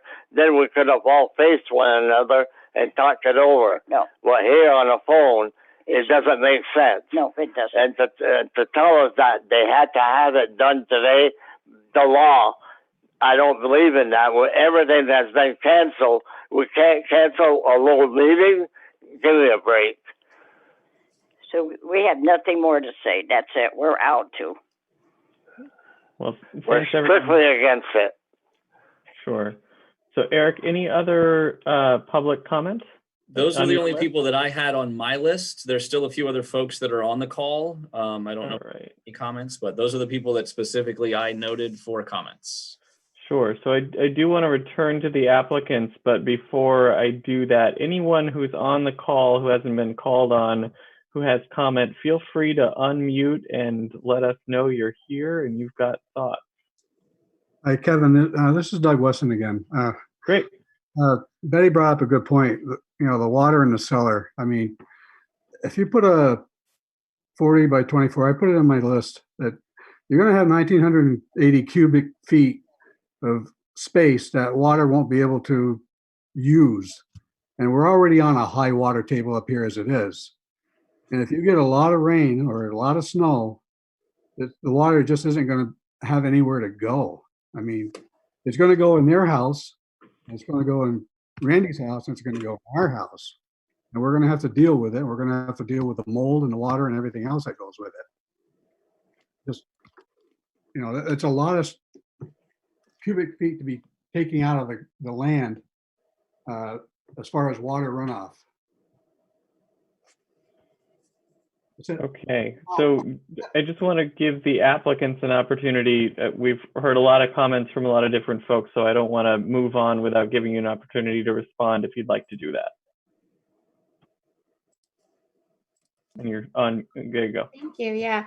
I'm not sure if there were any direct questions, but as we said before, we are abiding by the city's rules for what we need for parking. And we're actually requiring our tenants to abide by even stricter guidelines than are allowed by the city and law. So, you know, we're doing our best to be respectful of the neighbors and what they've expressed. And yeah, I guess that's all. Okay, members of the DRB, we've heard a lot of comment from neighbors. Any questions that you've generated from that? How many bedrooms are there in the main house? The main house is a 3 or 4 bedroom. It legally has 4 bedrooms. Do you know how many cars the tenants there have right now? They currently have 4. So the intention, if this were to be approved, would be to have 2 of them park each other on the tracks. Mm-hmm. 1 car for the accessory unit beside the main house, and the other 2 would park on the street. Correct. And they're limited by the lease agreement they have with you right now to park in the street in front of the footprint of your lot. It's currently a verbal agreement, but to my understanding, they haven't not done it. I don't know if that's something that could be enforced, quite frankly, Kevin, just because it's the road is it's a city road, it's public road, so anybody can park there. So there's no way to say that if another vehicle is already parked there that it would get towed because there's an agreement with the owners that that's where one of the parking spaces is. So technically that can't be a designated space, as any public on-street parking is not assigned to any one use or one property. So, I mean, as between the landlord and the tenant, you can make anything a condition of your lease. So I understand your perspective, Eric, from the city's point of view. But I think what I'm hearing from the applicants is that it's essentially a condition of the lease, and maybe you want to think about actually making a condition of the lease going forward that occur, and then that would be a remedy reserved for the landlord. Yeah, that's what the understanding is at this point. It hasn't seemed like we needed to put it in the lease. If we do a new lease, we could definitely add that in. And our intention is to rent to somebody in this back unit who has just one car. How many cars can you get in that strip, that 2-lane strip that you have there? How many cars can you get in that section? Technically the proposal is 2 cars for the main house and 1 car for the proposed structure. Depending on the size of the cars, they may be able to get more in, and if it's a parking ban, they could do they could squish cars in there and do side-by-side parking with the 4 for the main house. But that's not the proposed use, but they could do it that way. So if there's a snowstorm and they have to get off the street, they're gonna all have to park in there someplace. Yeah, or use the lots are available downtown. So that's something that we go over with them when they rent with us. Any other questions from DRB members based on the public comment we've heard?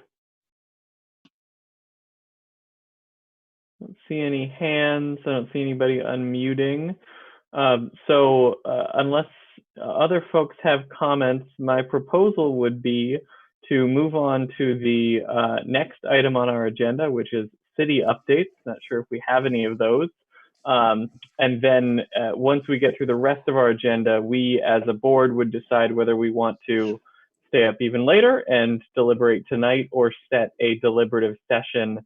That would likely not be a public session. So we have rules of procedure that dictate that we kind of speak freely in private about our decisions, but then they would come out in writing. And then everyone, the applicants, the neighbors, would get those decisions in writing. Okay, so moving on to agenda item 9. Eric, are there any city updates? In the interest of time, I have no updates from the city currently, other than the city offices are still technically closed. Sorry, technically open by appointment only, but otherwise closed. Great, and I can't imagine a time in history where we've gotten fewer city updates than we get these days. And item 10 is other business. Anybody have any other business? Didn't think so. So what do we think, guys? It's 9:50. Don't mean to use a gendered term. DRB members, what do we think? It's 9:55.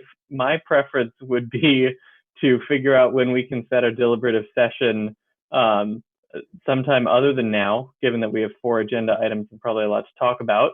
But what do you guys think? Not guys, DRB members, my God.